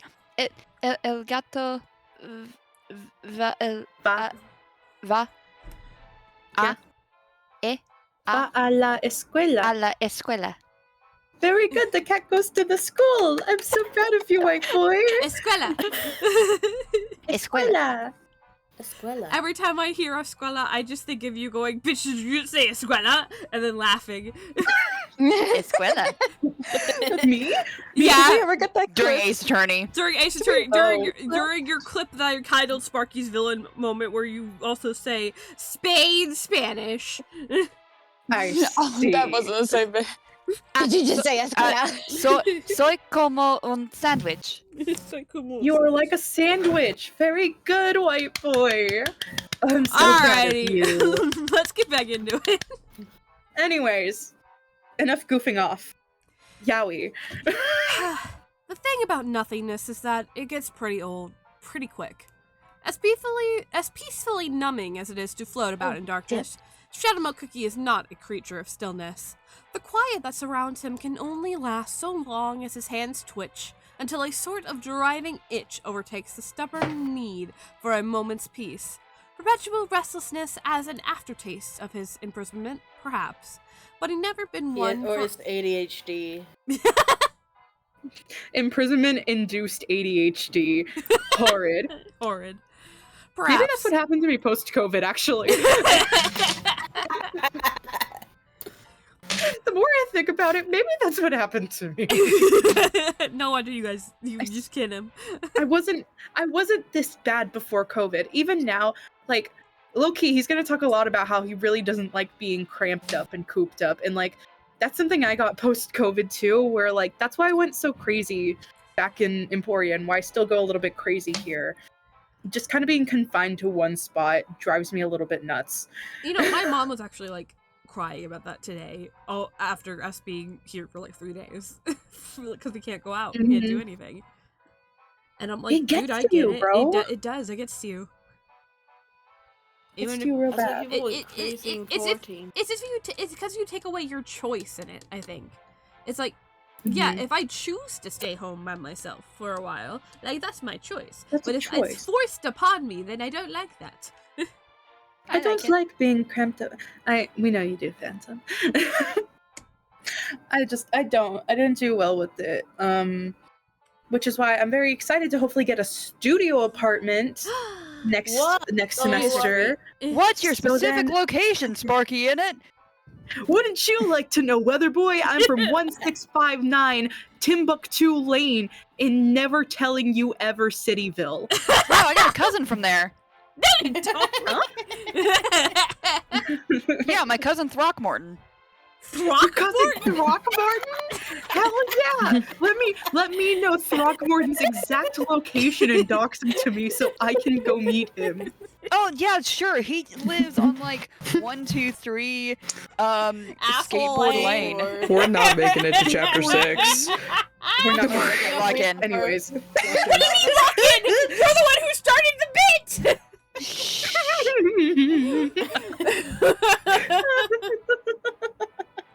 See what I say? Not what I do. Anyways. Are we ready? I've been trying to read. So sorry. Fuck Thank us, I guess. What do you No. do? Sorry. Anyways, let's go. Perpetual restlessness as an aftertaste perpetual restlessness as an aftertaste of his imprisonment, perhaps. But he'd never been one for idleness, even back when his eyes blinked blue and gold. By the time Shadow Milk finally drags himself from the darkness, evening is fast approaching. The sun has already dipped past the tips of the rooftops, casting long shadows across the alleyway. It is mercifully empty. A bit surprising with how much time seems to have passed between their clash and the now, but it is a mercy nonetheless. Shadowmuck rubs at his face, a tired groan sighed through gritted teeth. The problem with the darkness is that it rarely fixes anything in full. While the worst of the burning sensation has passed, his temples still throb in irritation. To say nothing of the vice still tight around his lungs. Shadowmuck tugs irritably at his lower eyelids. It feels as if he's been trampled by a biscuit horse, who then kicked his chest in for good measure. All this, and Pure Vanilla wasn't even here. No doubt the glittering pest had returned to the castle.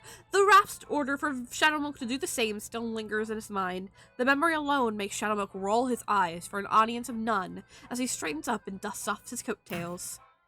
That's a good line. Audience of none. I like that. Yeah, I like that. You could tell that writers are reading other writing where they're like, ooh, that's a good line. Let me write that down for later. Well, that's good. That's tasty. That's been happening a lot in my head. But No, biscuit horses are tasty. Jambound is really good. Biscuits horse are tasty. Anyway. Animal cracker.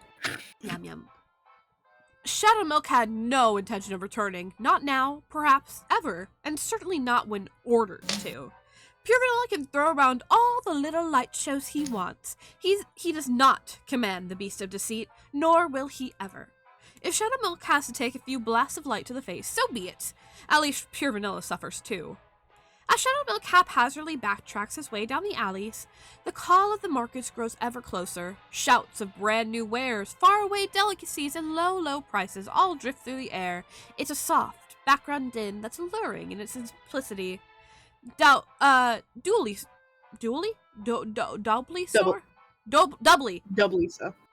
so, because Pure Vanilla had all but forbidden him from interfering with it. When Shadowmilk can finally see the first glimpses of the main market from around the bend, he pauses and considers his options. While he definitely wants to play, is itching for it really, there's a certain flair he conducts himself with among the masses. Grand spectacle are his style. Shadowmilk Cookie is a force of nature, a hurricane, an earthquake, and tsunami all rolled into one. Unfortunately, he's also feeling absolutely wretched at the moment. The idea of blotting out the sun, bending reality around him, sending armies of deranged minions cascading through the streets to a symphony of shrieks is appealing, but it also sounds like a lot of work. Shadowmilk sighs again, resting his chin on the palm of his hand. Even as exhausted as he feels, it's not like there's an understudy to step in. Shadow Milk Cookie has a reputation to maintain. A performer always perseveres, always takes the bow on a broken leg. Then again, who says Shadow Milk Cookie is the part he has to play? There's a window tucked into the side of the brick-layered building. The glass is coated in dust, but a few quick rubs with his sleeve turns it into a suitable mirror. Shadow Milk examines his reflection, turning this way and that as he massages his hands over his dough. Such a handsome face staring back. It feels a shame to hide it away even for a moment. Choices. Shadow Milk closes his eyes, concentrating as he feels the magic build within him. He reaches up, running his hands through his hair as he feels new silken tresses cascade down his back.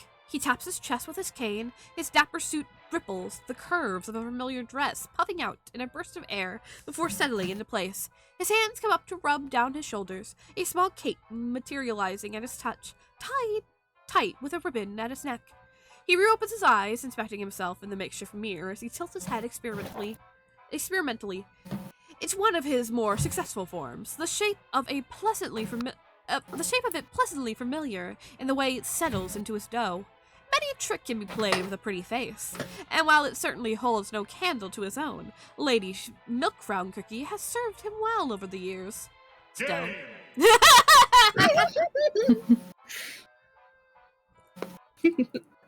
Still, it feels like something's missing. Ah, yes, the bow. By the time Shadow Milk steps out onto the market streets, his disguise is perfect. His cane, well hidden in the conjured basket on his arm, thumps steadily as he walks. Actually walks down the cobbled paths. He doesn't understand how other cookies do this every day. Granted, kitten heels may not have been the best choice for footwear for his first time out, but Lady Gay. What a freaking sound was that, man? The duck sound, dude. That was fan. I figured, but I just figured I'd rather check. Granted, kitten heels may not have been the best choice of footwear for his first run out, but Lady Milkfrown Cookie has her own reputation to maintain as well. The other cookies milling about in the streets pay him little heed for the most part. There is more than one head turned, a few stop-and starers, even an appreciative whistle from one admirer. Shadow Milk's magic promptly trips to the ground. All rather standard, nothing too obtrusive from the norm. Shadow Milk may be in disguise, but that doesn't mean he's not a creature to be admired. Vanity is just a word made up by ugly cookies, anyway. Says the guy who yaps about how handsome he is every other, sentence. It's crazy. That's the joke. I know, but I'm just like, wow, he's That's stupid. So That's so Yeah. It's great. Vanity's just a made up word. the prettiest girl at the party. Where's Bubbles? Probably doing her makeup so she can be the prettiest girl at the party. I'm gonna be the prettiest girl at the party. Alright. The first stall he stops at is a simple fruit stand. Peaches, apples, and pears fill wooden crates covered in patterned cloth. Shadow Milk passes a lazy glaze over the produce. The signs taped to their tables read "Pick Daily, 1 for 10 coins, and first sample is free." A small smile tugs on Shadow Milk's lips. He glances over at the How much shopkeeper. free time do you have to pack apples every day? You know how hard it is to pick apples? It's very hard. Very. He glances over at the I guess they're shopkeeper. cookies, so... Yeah. He glances over at the shopkeeper. The other cookie is preoccupied, sweeping around the edges of the stall. When his back turns in full, Shadow Milk reaches for the third sign, passing his hand over the text before drawing back. Shadow Milk then promptly plucks the shiniest apple from the pile and bites down on it with a satisfying crunch. It takes a few moments. Shadow Milk's already taken several more bites before the shopkeeper finally noticed. Brief shock, quickly replaced by hasty anger. Crystal. Yep, hang on. You Hey, Mem! Shadow Milk composes himself, expression cold and Implacable? implacable. I don't even know what that word is. Implacable, as he turns towards the smaller cookie hurrying towards him. Ma'am, The shopkeeper sputters. you have to pay for that. A perfectly perked brow and an unimpressed once-over. Excuse me? Shadowmilk replies, icy disdain tripping from his tone. That alone is enough to make the shopkeeper falter in his tracks. Shadowmilk has to tamp down the smile threatening to form on his face. The other cookie stammers, a flicker of uncertainty in his expression. I'm sorry, ma'am, have you already paid? Ha! Apologies this quick. Other cookies are just too easy. Shadowmilk's perfect mask doesn't slip once, a condescending tilt to his head as he eyes the other cookie over. Your sign He replies slowly. says otherwise. He motions with a single flick of his wrist at the third sign on the table, a sign that now reads, "First apple is free." The shopkeeper stares openly. He sputters, wringing his hands as he glances uncertainly between the writing and Shadowmilk's unimpressed gaze. I'm afraid that's a mistake. I'm not sure. I painted those signs just this morning. I know I didn't. Shadowmilk steps closer, the harsh click of his heels on stone making the other cookie shrink back. So funny, so pathetic. Are you accusing me of something? No! The shopkeeper waves his hands in front of his face. No, ma'am. I merely... Lady. The shopkeeper blinks unsteadily. Lady, Milk Crown Cookie. Shadowmilk leans closer, narrowing his gaze. Falsifying advertisements, drawing customers in only to accuse them? I expected better of the Vanilla Kingdom. I wonder what my host, Pure Vanilla Cookie, would say about all this. A tiny droplet of truth always makes for the most delicious lie. The shopkeep's dough goes white. No! He sputters. No, my lady, please take as many apples as you like, no charge. Shadowmilk bites his lower lip, eyes crinkling in mirth before quickly composing himself. How generous. As many as I like. Please, I'm a cookie, so I have no spine. True, the shopkeep is practically shoving apples into Shadowmilk's basket, the fruit spilling haphazardly from his hands. As a token of my sincerity. It is only centuries of practice that keeps Shadowmilk calm and collected as he eyes the other cookie up and down.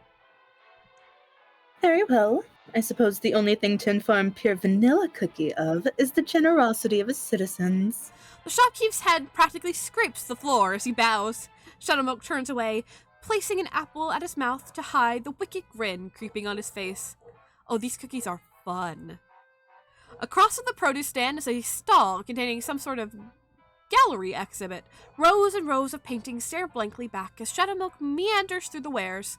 The owner is on him in an instant, eagerly extolling each portrait Shadowmilk so much as glances out with vibrant descriptions of so-and-so and this and that. Honestly, Shadowmilk stopped paying attention to her past the first 3 words. He pretends to examine one portrait for an especially long time, waiting the other's patience out until another customer enters the shop, distracting her long enough for Shadowmilk to slip away, though not without leaving behind a few additions of his own, of course. Judging by the startled shriek that carries through the air a few moments later, he's been discovered. But Shadowmilk is already long gone by the time the owner furiously stumbles out of the streets, melting in the crowd as naturally as a shadow. Honestly, art is really so subjective. Personally, Shadowmilk thinks Moonlight Cookie looks much better with a mustache. How dare you? That is me as a cookie. That is me. Fuck you. For context, me and Huffle have a joke that I'm Moonlight Cookie and she's Sea Fairy Cookie. Cause we're gay. The yearning is real. Yeah. Except we're together. Yeah. Well, they finally met in canon, so... That's true. And they were so gay when they did. It was awesome. It was awesome. Anyway. It is only the air of placidity. It's only the air of placidity and decorum that a form like Lady Milk Cookie demands that keeps Shadowmilk from all but skipping down the streets. There's tingling, wicked delight coursing through his jam. It is electric, all-consuming. His soul jam sings the first note of pleasure since Pure Vanilla had thrown his little tantrum. He'd miss this. The lies flow easily, as fluidly as water as Shadowmilk slips from stall to stall. He points out a typo in an ancient manuscript. He shakes his hand and head. He shakes his head in disappointment at the obvious mark of forgery on a priceless face.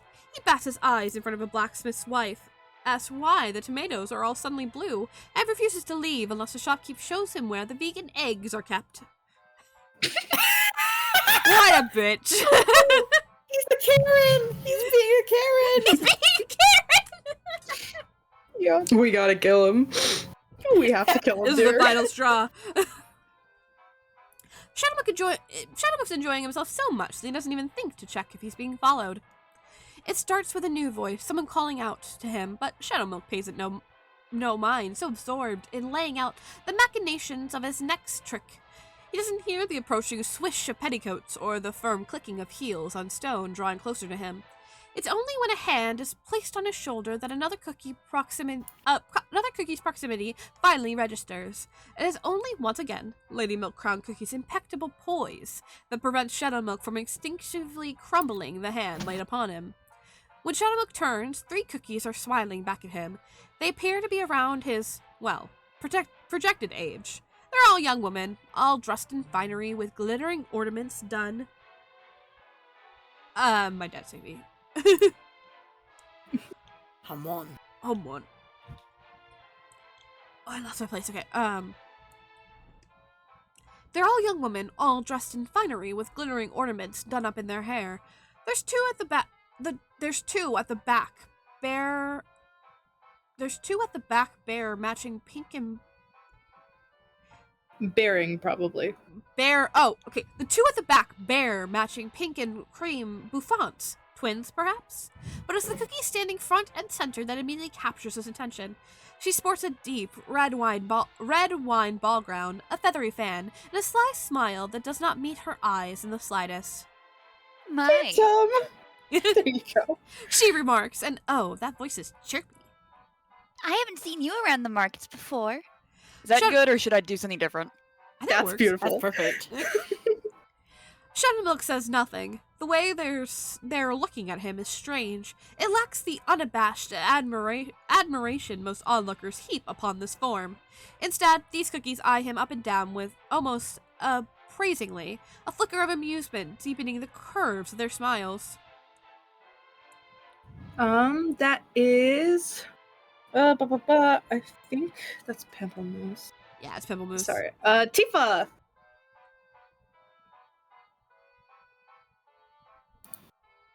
Sorry, I was on mute.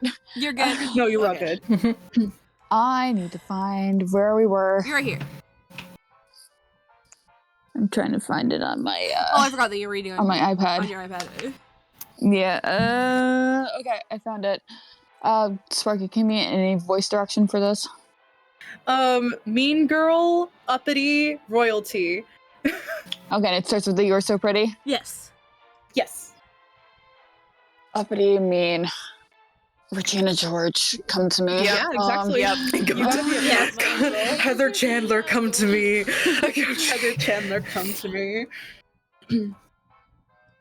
Sorry, I'm stretching now. Oh my gosh. Ugh. You're all good. You're so pretty. The pink one flutters her lashes. Perfect. Don't you think so, Friand Cookie? So Crystal. pretty. The Yeah, yellow one I echoes. remember. What do you think, Juniper Berry Cookie? The comment seems to be directed at the cookie in the middle. She ignores it, still raking her eyes over Shadowmilk with a deepening air of amusement. Tell me, She remarks, gaze still locked on a Shadowmilk's own. are you a member of House Blueberry? I wasn't aware they had any distant relations hidden away around here. The 2 minions at her left and right fail to hide their wicked grins behind their fans, and Shadowmilk mutely realizes that he's being insulted. Insulted in a strange, roundabout way, seemingly due to some petty nobility drama they've mistakenly taken upon him to play a part in, but insulted nonetheless. Well, alright. If they're playing games, he's dabbled in this sort enough to know the beats. Shadowmilk reaches into his basket of apples, producing an inky blue fan that he snaps open in front of his face, mimicking their movements to their visible displeasure. I am not. He replies coolly, summoning every ounce of Lady Milk Crown's Cookie's natural disaffection. And who are you to ask? A subtle narrowing of 3 pairs of eyes. Perhaps they hadn't expected him to bite back. The pink one is the first to speak. I am Lady oh god, Pamplemousse. Pamplemousse. Pamplemousse. Pamplemousse. Pamplemousse It's like is a great for grapefruit. Yeah, Pamplemousse? However you want to say it. You can say it however you desire. Yeah. Pamplemousse. I am Lady Pamplemousse, Cookie. A mocking tilt of the head from the yellow. Lady Freon, Cookie. Their leader draws herself up to her full height, fanning herself once before smoothly announcing, I am Lady Juniper Berry Cookie of the Boysenberry line. Shadowbook lets his gaze wander, idly watching a bird soar by overhead. Haven't heard of you. I don't spend much time amongst lower nobility. Ooh. The desired effect is instant. Displeased glares narrow to slits, even as those pointy little smiles never slip from their faces. Oh, Juniper Berry queries in falsetto, stepping forward as her 2 minions fan out on either side. how strange. You simply must tell us your name then. Shadowmilk drops his lazy gaze back down to her. Freon and Pamplemousse stand almost at his sides now. A beat passes, making them wait as he visibly considers their command. I He says after a moment. am Lady Milk Crown Cookie. Juniper Berry's lips curve with a wicked smile. Haven't heard of you. I'd imagine not. Shadowmilk fans himself, his nonchalant expression not wavering once. As I said, I don't spend much time amongst lower nobility. Freon and Pamplemousse glance between each other as Juniper Berry's poisonous smile twitches. Then where? She continues. Pray tell, do you spend your time, Lady Milk Crown Cookie, amongst the Huckleberry clan, perhaps? There's a nasty set of giggles that ripples through the trio, eyes glittering with mirth. Seriously, Shadowmilk Cookie has no idea who these people are. He does, however, know one name he can always drop to great effect. Recently, He replies, lazily flicking his fan to the side. I've been holidaying with Pure Vanilla Cookie in the castle. A simpering smile, a streak of Shadowmilk himself slipping through as he adds.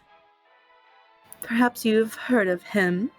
Their reactions are instantaneous. Freon and Pamplemousse's eyes go wide, glazes darting between each other before nervously flicking over to Juniper Berry. The other cookie, to her credit, has not changed her expression one bit, aside for the sudden, cracking death grip on her fan. In the castle? She repeats coolly, all trace of deceptive warmth vanished. Really?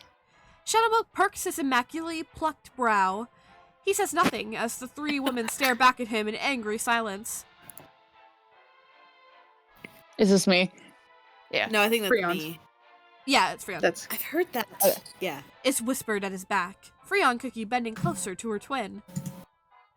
That he's hosting someone up there? The castle's been closed for ages. Is his back.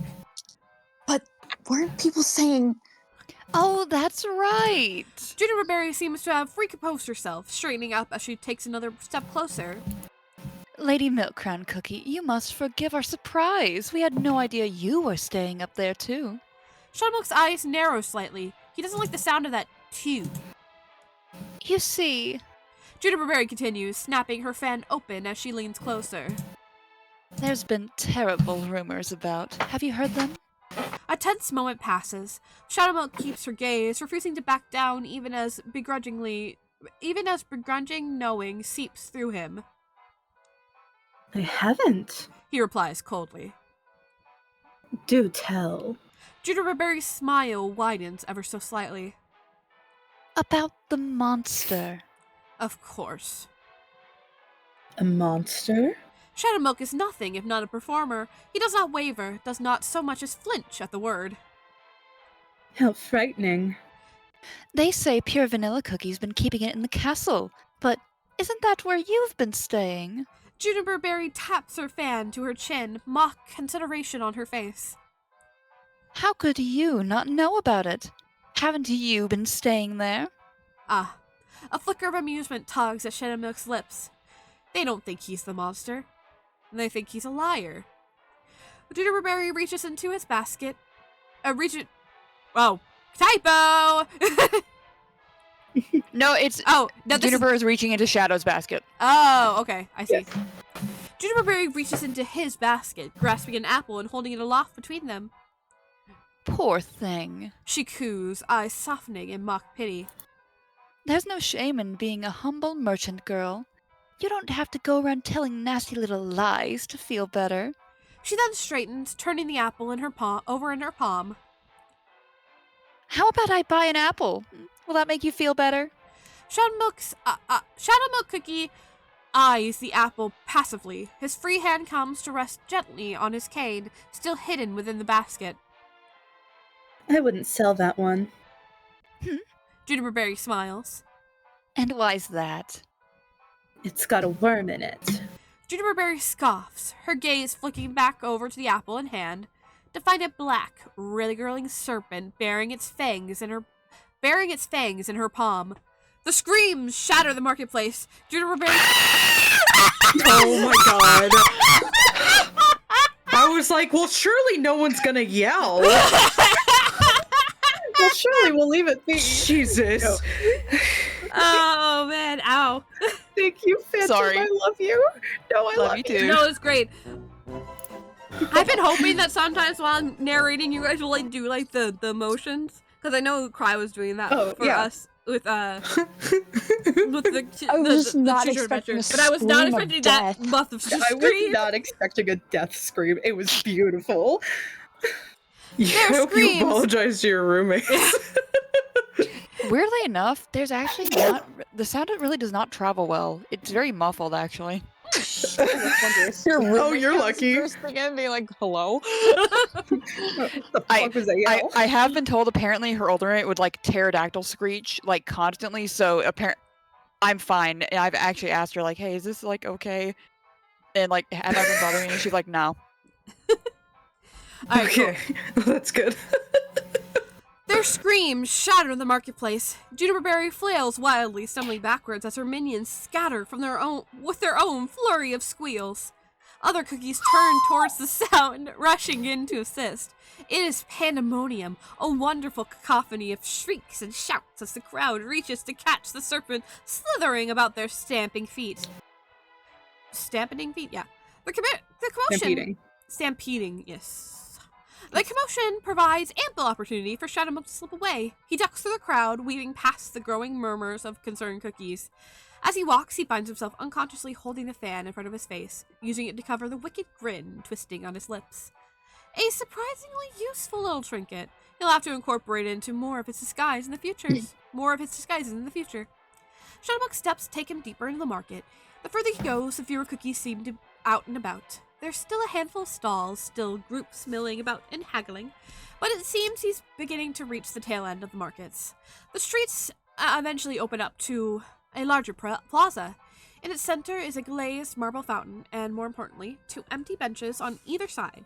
Shadowmilk immediately makes a beeline for the closest one, sweeping his skirts out as he drops down with a muted groan of relief.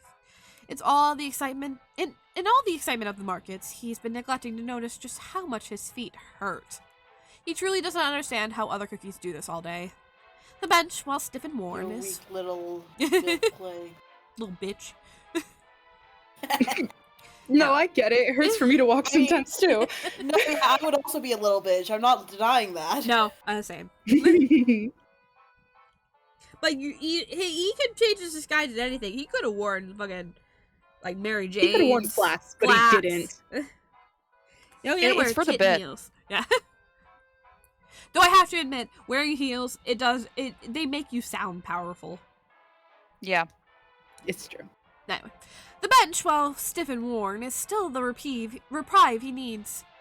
The plaza surrounding him is busy, but not overly noisy. The rays of the evening sun, still tiptoeing towards the horizon, warm his dough pleasantly. Shadowmilk folds his hands and settles in, leaning back on the bench as he closes his eyes and exhales a long, slow breath. He listens to the sound of the fountain water bubbling, a wind chime tingling, the sounds of a bird overhead.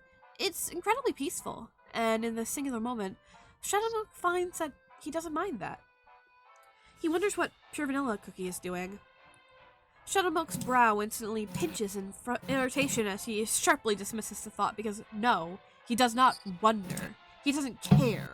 That sparkly little pest is insignificant, a smear at the bottom of his heels. Shadowmilk is free to do whatever he pleases, when he pleases, regardless of whatever the great pure vanilla cookie thinks of him. Why hasn't he waited for Shadowmilk back in the alley? Why hadn't he waited for Shadowmilk back in the alley? Perhaps good sense had finally filtered through the stubborn head of his. Shadowmilk hadn't wanted to see him, still doesn't want to see him. The farther away Pure Vanilla Cookie is, the better. Let that old fool rot away in his castle. Shadowmilk is having plenty of fun right now down here. Had he really just gone and returned to the castle, though?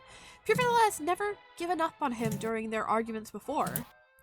Maybe he's finally taken the hint.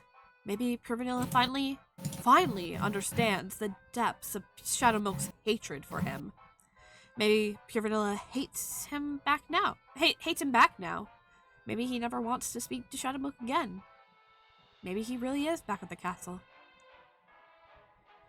He wonders what Pure Vanilla is doing. Shadowmilk abruptly sits up, scrubbing at his face with a scowl hidden by the palms of his hands. Even in a moment of rest, the other cookie plagues him, his memory a buzzing little gnat in Shadowmilk's ear. No matter. Shadowmilk doesn't need rest. There's plenty in the markets to keep him preoccupied. A petulant glance around the plaza doesn't reveal much. There's a shopkeeper selling jelly burgers, another adjusting the signs outside his craftwork stall. Even the few customer cookies milling about seem lost in their own conversations, bags bulging with their wares as they move from stall to stall. Nothing terribly interesting. And I'm telling you, it's too much. Except that. Shadowmilk peers over to his left, squinting his eyes. The voice had come from a tall, brawny-looking cookie who's shaking his head in clear irritation. He seems to be addressing the smaller cookie before him. Shadowmilk tilts his head, glimpsing hair done up in braids and a rather worn-out frock. Her expression is pained, and a basket of blue flowers is clutched tight to her chest. Look, Carnation Cookie. The man sighs. My wife's birthday is almost over. You're really putting me in a bind here. Tifa. Oh, I'm sorry, Caps? Caps. I just say Capsa? Capsa so we get a little bit. Unless you want to say Caps. I'm sorry, Capsa Cookie. The girl stammers back. The price is only... Outrageous! I'm buying flowers. Can't you be more reasonable? But... The girl fidgets nervously. The blue primroses are rare. I had to go far into the mountains just to... Look. The man rolls his eyes. They're flowers, right? They're going to die in a few days anyway. Why let them go to waste? Oh, well... Shadowmilk's eyes narrow. Oh, Kapse looks delicious. What is... It's like it's fried bread. I love that Ooh. every time a new Yes, I will be doing it this. comes This up, will be. you This go and will look be up the dessert. consistent. I love it. It It's does cute. look It's really adorable. good. It does look yummy. Shadowmilk's eyes narrow before he realizes he's pushing himself off the bench, fan flicked open as he holy shit. advances on the pair. Excuse me. His voice is crisp, commanding. Both heads turn towards him, one annoyed and one visibly grateful. Oh, The girl, Carnation Cookie, straightens immediately. did you... Shadowmilk stops before her, taking the time to pointedly look over her basket. The flowers within are indeed beautiful, lovely shades of blue decorating the petals, though the vibrant yellow stems he could do without.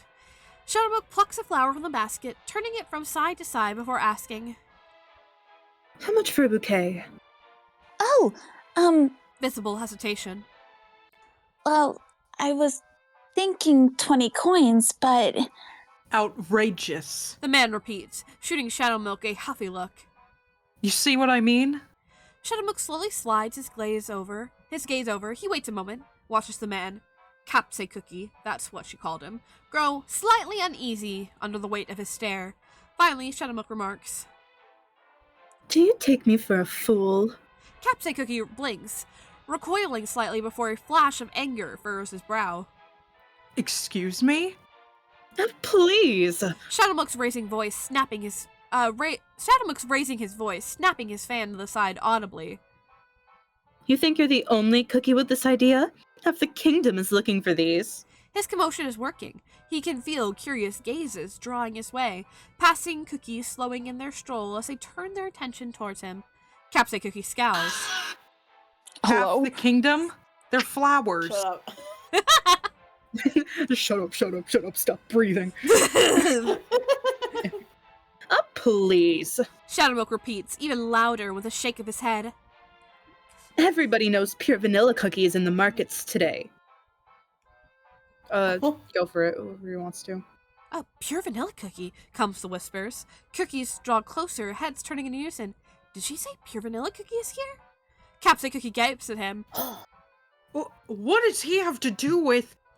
Everybody knows these. Shadowmilk snaps his fan at the girl's basket. Are pure vanilla cookies' favorite? What, you think you're gonna take them all for yourself and win his favor? Favor? Pure Pure vanilla- vanilla. The mutterings are growing louder. More and more cookies slinking closer. Carnation Cookie looks between the two of them in confusion. Oh, She stammers. but I thought Pure Vanilla Cookie's favorite was White Lil. Shadowmilk drops his gaze to her, his eyes flashing dangerously. She immediately clams up.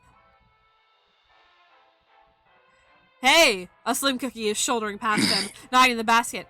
How much? Hold on! Capsay Cookie sputters.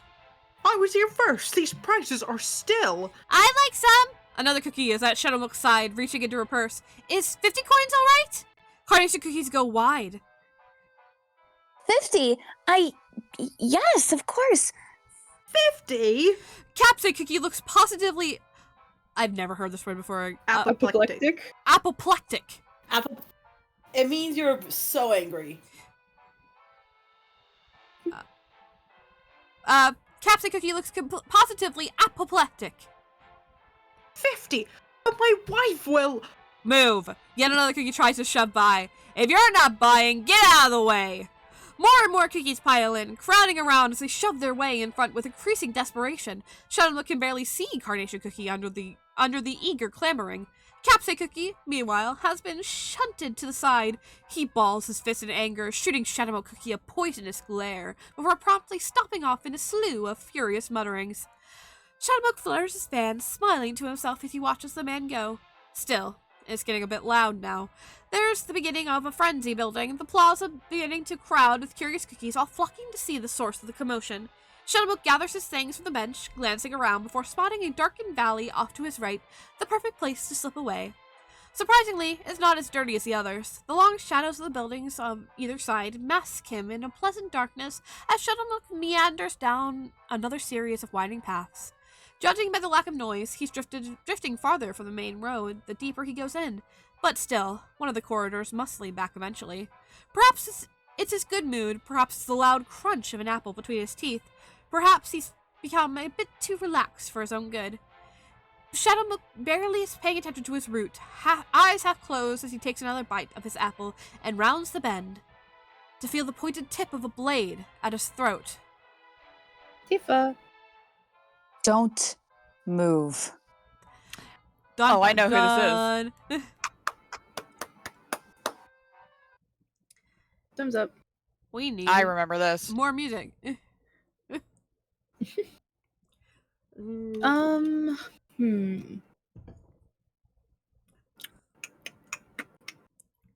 Let's see. I need to wipe my glasses off. They're all dirty. Actually, while you want to look, this is a good chance for me to run another ad and take Molly outside. Which means I need to go put my boots on. But it's fine.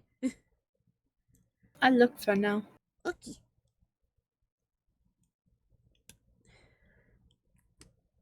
Alright. Yes. Alright, we will be right back. As I explained to you guys outside, last night, off call, Molly is scared to go outside with my dad, so usually a girl has to go take her outside. And she won't go outside the back door unless we go stand out with her in the cold. She's a bitch. Just kidding. Oh my god. What? What's up? I did another Is poll. your luck just really good when we're reading Jambound? I guess. What'd you pull? Guess who? Not one of the beasts. Is it Dark Enchantress? No, it's Elder Fairy. Oh. What are you gonna guess? Again? I don't know, man. For some reason, they like me. Because that's your future. That's Soda's future old man boyfriend. Old man boyfriend. Because they're both old men. Sparky, how old is the dude? However old you are. Thank you. Depends on what race you are. I don't think you told us what Sodas is.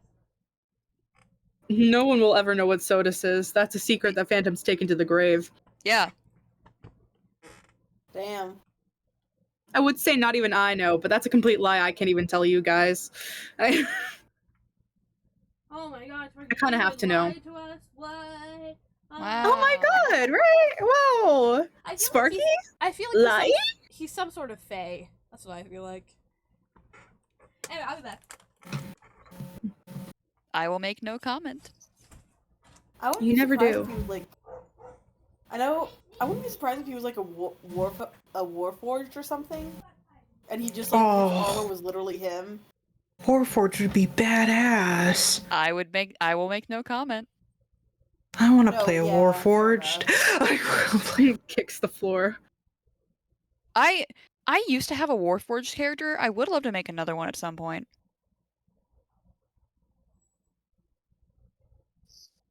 You say, Or I could- So this or I is could- not one. Or I could be playing one right now, for all you know. And I could just be saying it to throw you off my scent. Yeah. I played one in the past being like a few months ago. Yeah, I didn't say when I had a Warforged character. I could have one right now and you'd never know. Until you chose to tell Drawing a crazy Until you doodle chose right to now. tell us. You'll find Crazy out. as in angsty or crazy as in freaky? I mean, Art, you know about my Or- one guy. Sparky, you know about my one Oh, guy. so it could be no. either. I really It could be hope both. it's the second one. I really hope it's the second I one. really want it to be the second one. Dude, I can't fucking find any music. Help. Oh wait, I know exactly what I was gonna look up. He's so nuts.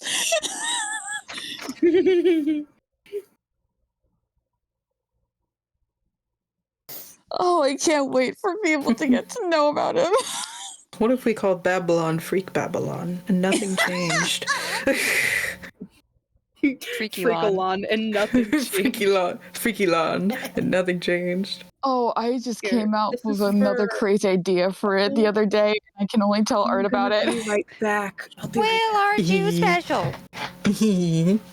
Art, would you like to hear about it? I would love to hear about it. This is why I can't get into D&D, because once I do, I can't be a knower anymore. Listen, I would not mind you still joining. It turns out my mom took her out. Oh, yay. So I didn't even. I was like, why did you guys tell me? My dad was like, I forgot. And then apparently they thought they saw a mouse. So that's fun. Alright, so this is the music. Nice. Perfect.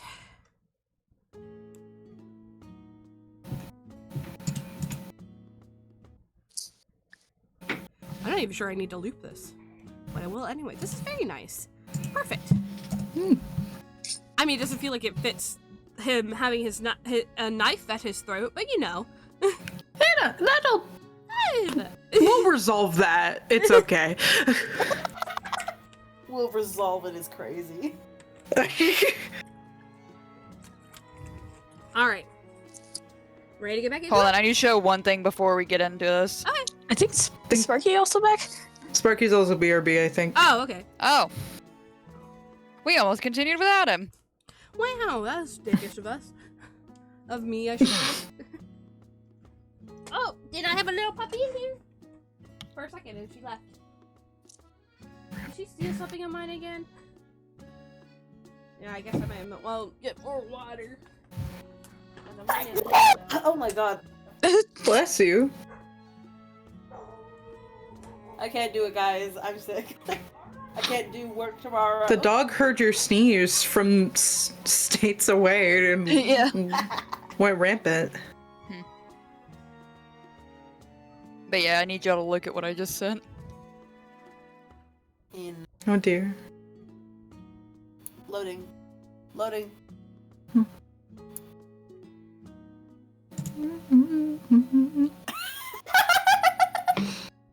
Danny Saxboom. Danny Sex. It's Kenny G.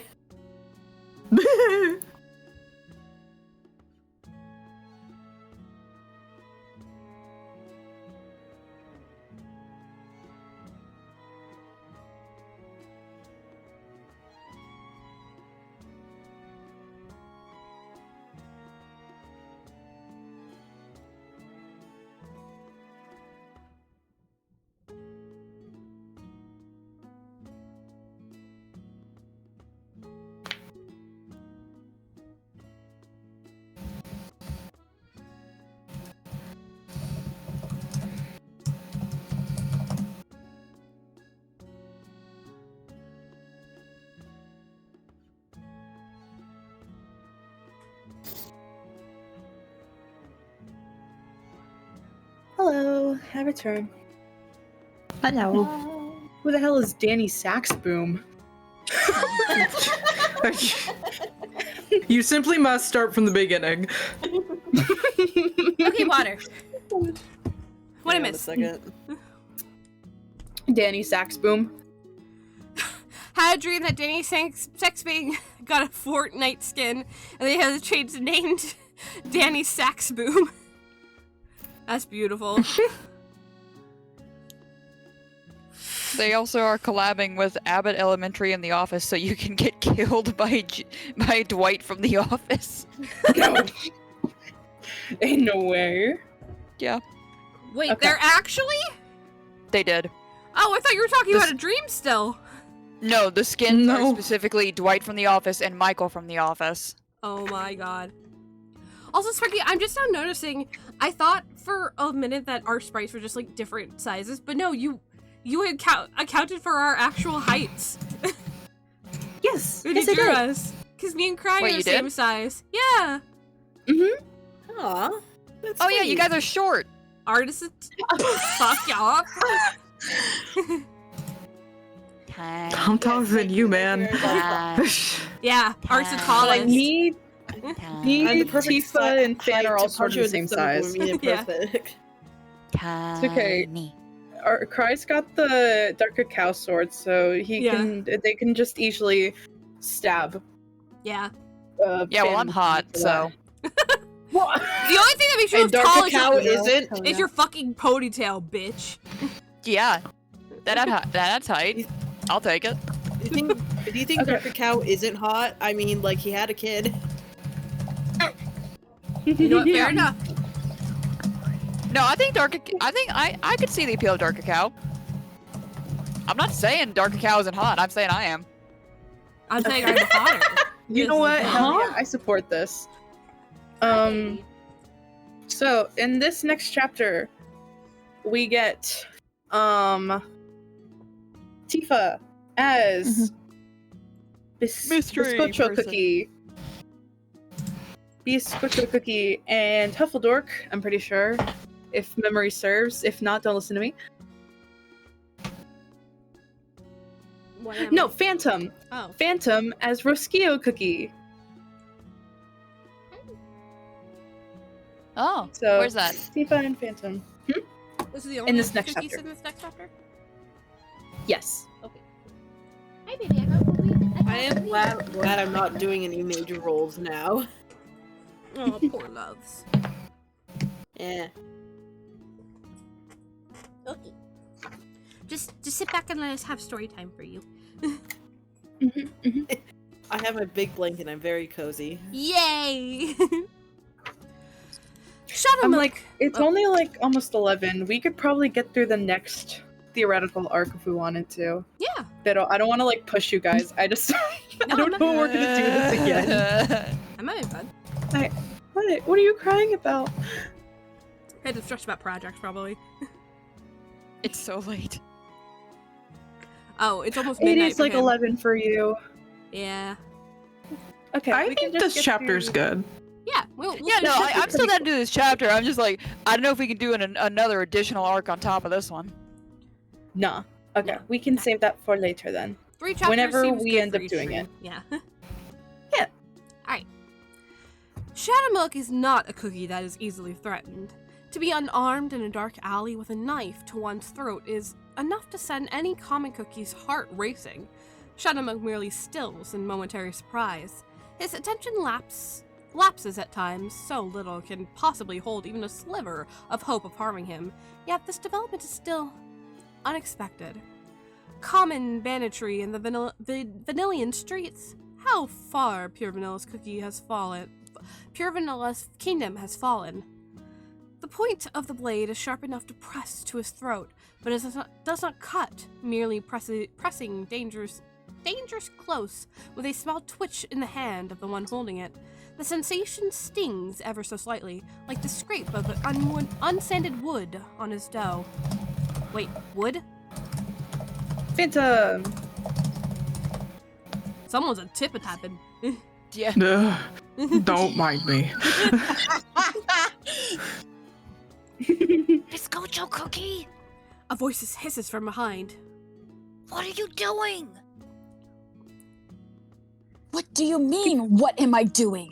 The blade presses closer. Still, it does not cut. She's an intruder. She's a girl. So, she's an intruder, girl. Shadow Milk blinks slowly. The voices argue back and forth. Something remarkably distinct about the pitch in their voices. His gaze drifts lazily down to the knife to his throat, looking the bandit's weapon over. The hand holding it is small. Incredibly small. Absurdly small. The blade's made of wood. This is a toy. Shadowbug lifts his own hand, slowly pushing the blade away from his throat. His captors are so busy arguing that they don't even seem to notice, letting Shadowmilk step away and turn in full to view them. Yep, these are children. The one with the knife, a pitiful excuse for a weapon, stuck together from strips of rotting wood. It's a tiny little thing, perched atop a set of crates and waving his free hand in the air as he rants. The other boy, taller, slimmer, looks to have a few years on the other, has his hands on his hips, a well of clear exasperation in his eyes as he shakes his head. Sorry, I totally zoned out. Oh my god. No, you're so good. No, you're good. Bizcocho looks delicious as well, by the way. We can't have intruders wandering around. Viscoso Cookie stabs his blade in the air, scowling. She's gonna mess everything up. Dude, The other sighs. look at her. She's a girl. You can't be mean to her. Okay, wow. What? Viscosio Cookie guacs. Gops. Gops. Sorry. Guaps is a fun Guaps. word. Guaps. No way. Daisy Cookie is mean to me. Daisy Cookie is mean to me all the time. Yeah, well, Well, what? That's not fair. I didn't say it was fair. The taller he throws his hands up in frustration. Those are the rules. Didn't Mom ever tell you? No. Viscosio Cookie folds his arms stubbornly across his chest. She only tells me stories about knights and dragons. And what do the knights save from the dragons? The other asks with a roll of his eyes. Viscosio Cookie blinks. Princesses, He then turned, shooting a suspicious look Shadowmilk's way. are you a princess? Shadowmilk, who has been vacantly watching the proceedings with a thin air of amusement, returns a suspicious stare with an unimpressed one of his own. This all seems quite beneath Lady Milk Crown Cookie. but he himself is willing to play along for a bit. Shadowmilk pulls out his fan, fluttering it in front of his face as he gives the boy a slow once-over. Do I look like a princess? The pair of them, humorously, seem to give it some actual thought. Biscocho Cookie's eyes squint, brow furrowing as he leans in to peer. The other's look is more thoughtful, more appraising as he glances between Shadowmilk's dress and hair. Biscocho Cookie rubs a tiny hand under his chin. Yeah, kinda. Shadowmilk perks a brow. Then isn't that your answer? Dude! The other cookie hisses. He kicks at the crates, rattling them with the impact. You threatened a princess! Cut it out, Rascillo Cookie. Biscocho Cookie flails his arms, quickly rebalancing. I didn't know. Besides, she's not supposed to be here. She's just lost. The other, Rasquillo Cookie, nods his statement with an air of absolute confidence. You're lost, right? Ma'am? Lady? You're supposed to say, Your Highness. Biscocho Cookie pipes in. Shut up! You shut up! Biscocho Cookie leaps off the crates. The two tangle and tussle together, pulling and shoving at Shadowmilk, well, he just watches. This mess doesn't need his... Are you barking?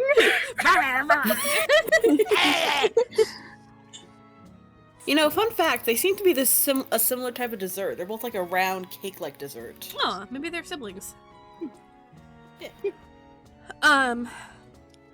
This mess doesn't need his hands in it to escalate.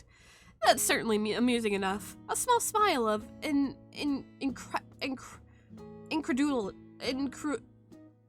incredulity on his lips. Yet it's still just a Punch and Judy show. Best to move on before he gets entangled in more of this. Shadowmilk turns, already moving to slip past them and continue on his way, when Rascillo Cookie calls out. Wait, not that way. Shadowmilk glances back, perking a brow. And why not?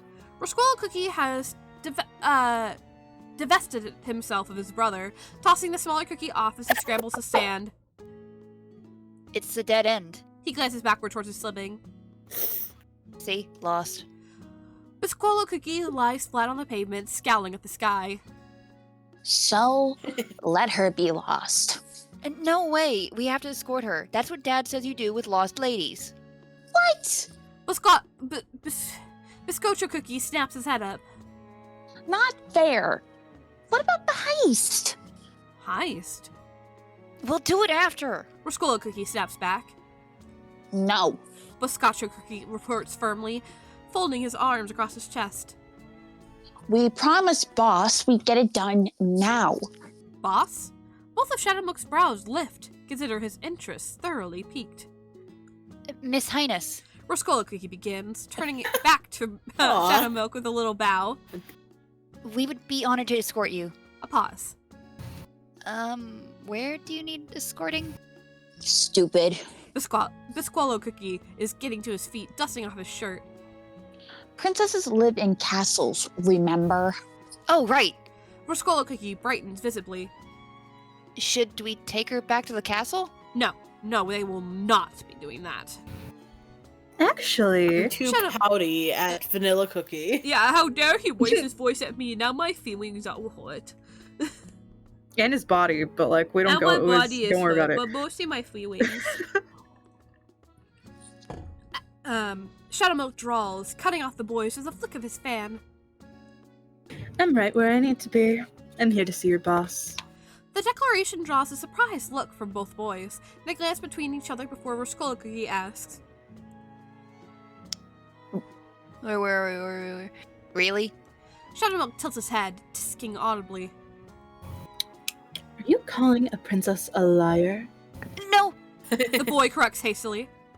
No, it's just... We have business together. Shadowmilk interrupts. That's all.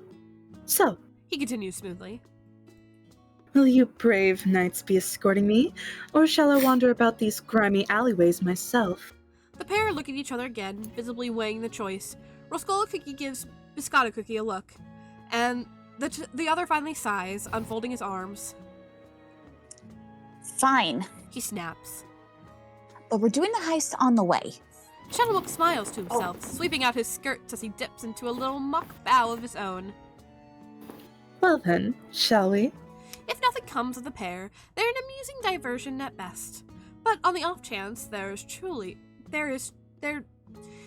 if there truly is some sinister underworld boss hiding in the shadows of Pure Vanilla's own street, well, that'd be something, wouldn't it?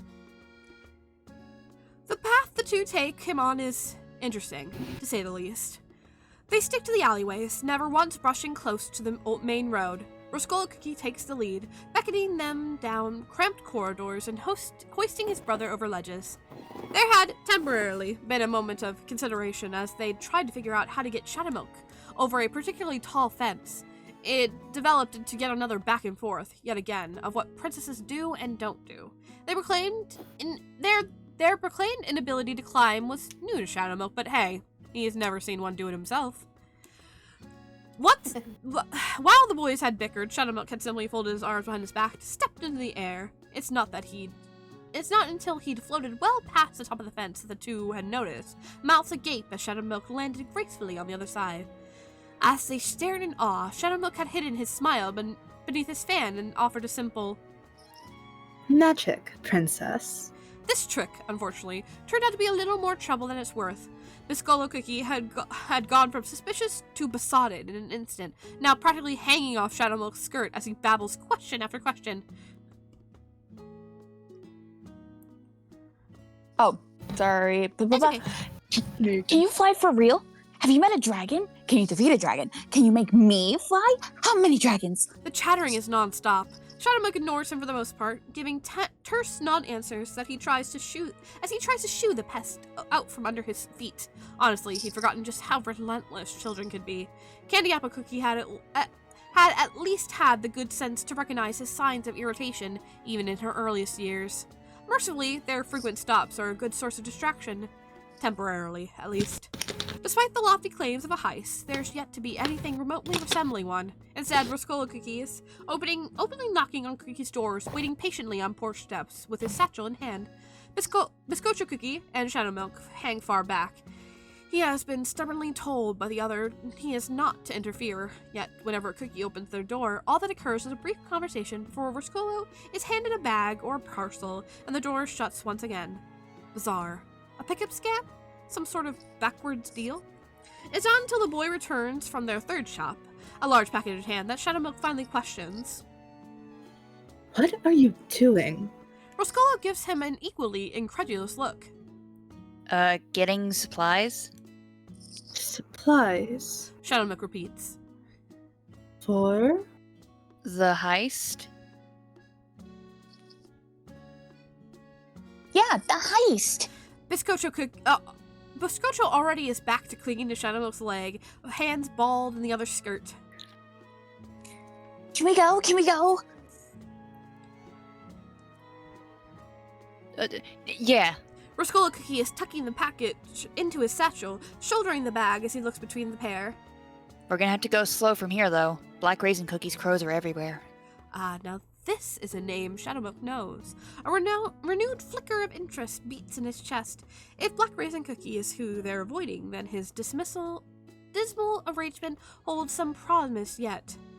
They don't have to go far. Roscolo leads them down 2 more roads before throwing a hand out, stopping the pair in their tracks.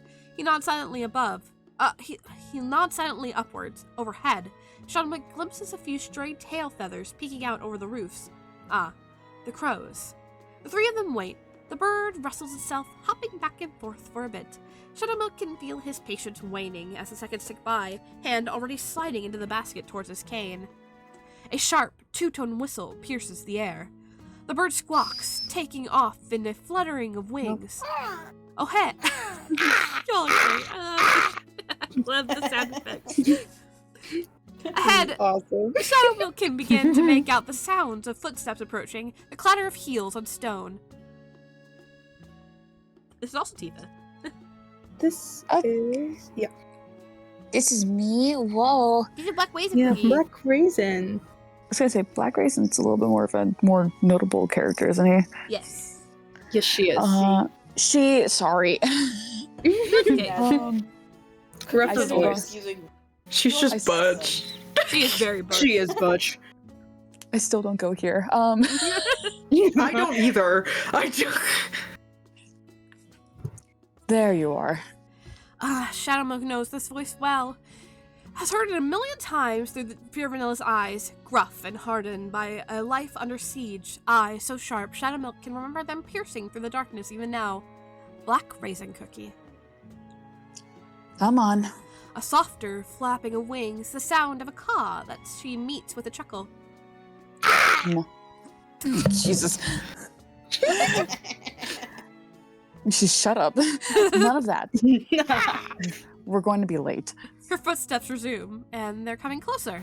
Rascola Cookie holds a hand over his mouth, as if trying to smother the sounds of his own breathing. Biscocho Cookie clings closer, grasp tightening around Shadowmilk's leg, burying his face in the other's skirt. Ugh, his hands feel sticky. Yet, all their bracing is for nothing. Black Raisin Cookie simply passes their hiding spot, her boot echoing on the cobblestones until finally fading out of earshot. Rascola Cookie still keeps his arm out, eyes narrowed in concentration as he waits, listening as if expecting a return. When a minute passes in silence, he nods and makes an immediate beeline out of the alley.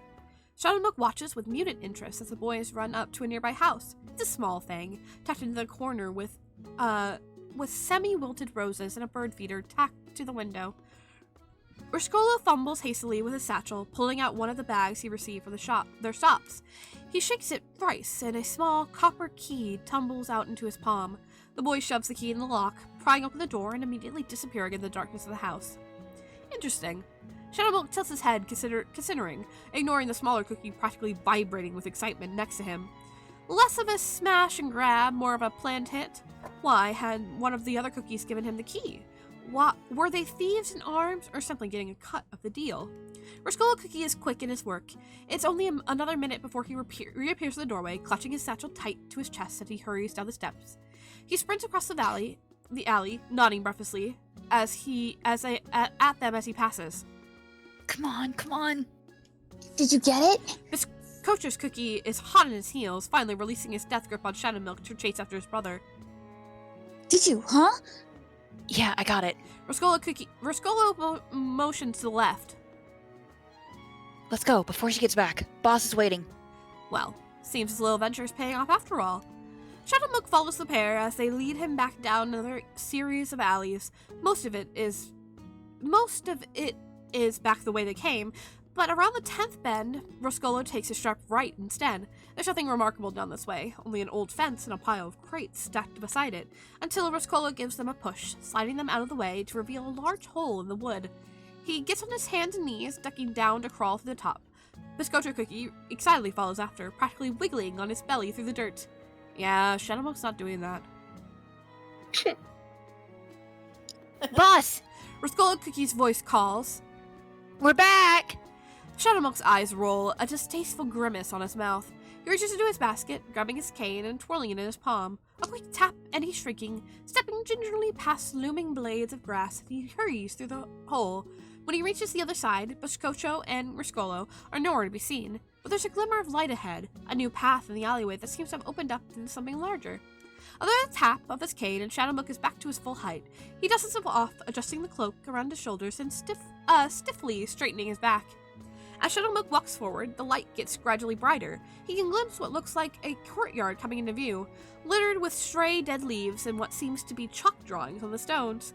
When he steps out into full view, he has to squint. The glow of a lantern hanging overhead feels blinding after nearly an hour in the darkness of the alleys. Much like the plaza, there's a fountain in the middle of the courtyard. Unlike the plaza, this one seems to be bone dry. There's a few vines hanging off the edges, dirt caked on the stone. This place would look altogether abandoned, save for the small set of outdoor tables and chairs scattered around. Save for the very, very familiar face sitting on the fountain's edge. Boss! Rascolo Cookie is hurrying over, presenting the satchel with an ecstatic grin. No. We got it! Biscocho Cookie jumps around excitedly. We got it, just like you said! No. Oh? A Oh, sec- I. Sorry. You good? A sickeningly sincere smile, the gracefully lowered lashes that have haunted Shadowmook's nightmares for months. How wonderful. I was beginning to worry. And Biscocho adds, bouncing on his heels. we found a princess. Shadowmook clenches down the urge to scream as Pure Vanilla's gaze slowly lifts to meet his own. There's a tinny, ringing sensation in Shadowmook's head. It feels like a strangled sort of silence, smothering out the happy chattering of the Silence? children. Shut up! Smothering out the happy chattering of the children as Pure Vanilla simply looks at him.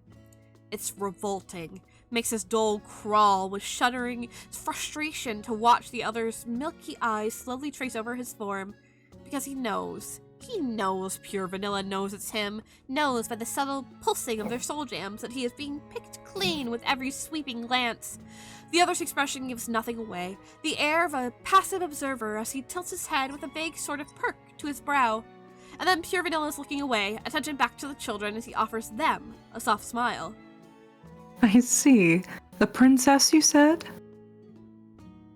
Which one is this? I think it's Biscocho. Yeah. Bus? Bless you. Bless you. Thank you. She's magic. Is she now? We escorted her. Biscocho's chest puffs out with pride. We're knights. Roscola Cookie nods. She said she had business with you. Well then, Pure Vanilla repeats calmly. I suppose she must. The urge to scream is rising. Played Here. himself. Roscola Cookie reaches into his satchel, pulling out a small slip of paper. He offers it to Pure Vanilla, adding, I dropped off Sylvana Cookie's gifts with a note, like you asked. Gifts? Gifts? Thank you. Pure Vanilla takes the paper, unfolding it in his hands. Do you have a pen?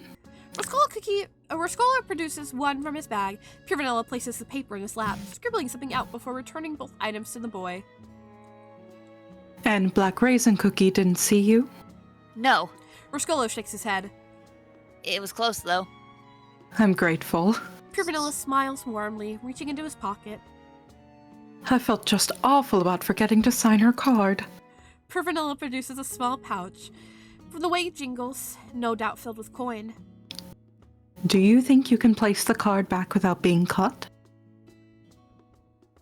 Of course, boss. Biscocho proclaims, hands on his hips. We're excellent heisters. That you are. Pure Vanilla leans forward, gently ruffling the boy's hair. And I'm sure it will make for a wonderful surprise. Make sure to return Black Raisin Cookie's spare key when you're done, alright? Of course, boss. Oh, wait, no, that's you. Oh, wait, no, sorry. Come on. Roscola Cookie's taking his brother's hand, giving it a little tug. Let's go. It's getting dark. Bye, boss. Biscocho waves excitedly, arms flailing as his brother drags him away. Bye, magic princess. Shadowmilk says nothing, staring after the two in stunned silence as they disappear back down the alley.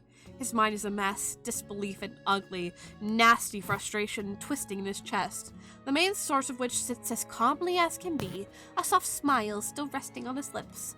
Of course he'd be behind this. Shadowmilk turns on his heels, eyes narrow to slits. Explain. He hisses through gritted teeth. Pure Vanilla remains perfectly still. The only sign of recognition is a small tilt to his head. They are children from my old village. Rosquilla Cookie runs odd jobs for me from time to time. His tone is disturbingly neutral. No amusement, no disdain. We make a game of it for his younger brother. A pause. Does that explanation suffice? It does, in a way. Yet it still does nothing to lessen the blow. Games. This had been just another one of Pure Vanilla's games. They said it was a heist. Indeed. We thought calling it that might make fetching tasks a bit more exciting for Biscocho Cookie. Pure Vanilla reaches to his side briefly. Shadowmilk spots a series of tiny loose braids swinging from golden hair. When Pure Vanilla turns back, there is a set of knitting needles and a patchwork pattern in his hands. Shadowmilk continues to stare. They called you boss. Yes. Pure Vanilla replies calmly. He offers nothing else. A long beat of silence stretches between them. Pure Vanilla places pattern in his lap, glancing briefly at Shadowmilk as if posing a silent question. Shadowmilk says nothing, pure disbelief choking out all sensible thought. Pure Vanilla seems to accept his silence as an answer. The other's gaze lowers as he takes his needles in hand, tapping them together twice before he just starts knitting. Shadowmilk's grip on his cane tightens so fiercely it threatens to splinter. Is that it? Pure Vanilla doesn't so much as glance at him. Shadowmilk fights back a snarl, swiftly tearing off the magic cloaking his form. He lunges through the air, all pretense dropped as he leans in to hover directly before the other's face. Hey. He hisses, all teeth, all threat. I'm talking to you. Pure Vanilla's hands begin to still. His implacable glaze. I keep doing that. Glaze instead of glaze. Glaze instead of gaze. His implacable gaze slowly lifts to meet Shadowmilk's own. Yes. Hello? Shadowmilk gestures to himself wildly. I am right here. What do you think you're doing? Pure Vanilla's blink feels deliberately slow. Knitting. His chin begins to tilt back before Shadowmilk catches it with the tip of his cane, forcing it back up. Haven't I told you before? It's dangerous to ignore me. Pure Vanilla's lidded gaze remains wholly unimpressed. Are you looking for my thoughts? He queries dully. Or just my attention? Shadowmilk recoils as if stuck. When several more beats of silence pass between them, Pure Vanilla's gaze drops back down, his needles resuming their motion. Infuriating, petty, annoying. Shadowmilk forces a grin onto his face, cocking his head mockingly. Oh, give me a break. What is this, Some kind of silent treatment? I am responding to you. Toneless, unenthused. You simply do not like my answers. Ooh, bird. I need to drink water. He's so funny. He's so funny. Shadowmilk Shadowmilk twists in the air, drifting in circles around the other. Oh, please. You think being a boring old stick in the mud is gonna stop me? Shadowmilk pokes Pure Vanilla's cheek with his cane. No reaction. Jeez, don't tell me you're sulking. That's real disappointing, Nilly. Not gonna lie. So serious, and for what? Because I brightened up your oh-so-dismal subject state with some delightful tomfoolery? I'm not sulking. Pure Vanilla tugs on a thread of yarn that's tangled itself. I'm thinking. About what? I'm angry with you. Shadowmilk's eyes instantly narrow. And? Pure Vanilla continues tonelessly. Because I'm angry, I'm attempting to choose my words as carefully as I can. Shadowmilk's lips twist with an ugly smirk, his arms folded across his chest. Hey, don't hang back on my account, dollface. Go on, get it off your chest. Really let it fly. Very well. Pure Vanilla finally sets his knitting down. He folds his hands in his lap, looking up to meet Shadowmilk's expectant stare. Then let me make my first thoughts perfectly clear. Another blink, an inhale of breath before. You do not need to be here. Shadowmilk's smirk twists into an ugly sneer. Oh, is that? I do not mean... Pure Vanilla interrupts, holding a hand up. At the markets. We will get to that later. I mean here, in the Vanilla Kingdom. You, Shadowmilk Cookie, do not have to stay here because of me. Pure Vanilla is watching him closely. Shadowmilk can feel the other's steady gaze tracing the furrowed brow of Shadowmilk's open displeasure. Shadowmilk rolls his eyes, rolls them far enough that they flip around and rattle into sockets. And that's it? Oh, I like because that. I hate to break it to ya. No, Pure Vanilla continues smoothly. it is not. I offered you a place within these lands sincerely, and I am not retracting that offer. But you do not have to be here. I will not be angry, and I will not withhold our connection if you change your mind about staying here. Shadowmilk folds his arms behind his back, leveling the other an unimpressed stare. You done? No, Pure Vanilla repeats. I have no solution for our entanglement for the time being. But if you so choose, I am willing to treat any time together as simple satiation in part immediately after. Pure Vanilla reaches up, touching his soul gem. We do not have to spend extended time in each other's company. We do not even have to speak to the other, if that's what you really want. You may stay where you wish, for however long you wish, as I continue to look for a cure. The steadiness of Pure Vanilla's words, the unwavering expression of calm, it's unnerving. Shadowmilk stares down at him, uneasiness and irritation swirling inside him as he toys with the cane in his palm. He says finally, averting his gaze to place a full smile on his lips. How bold. I've really gotten to you, And here I thought you were baked with sterner stuff. Do not mistake willingness for desire. Shadowmilk blinks, his gaze flickering back to meet Pure Vanilla's. Huh? I'm willing to do this. Pure Vanilla holds his gaze unwaveringly.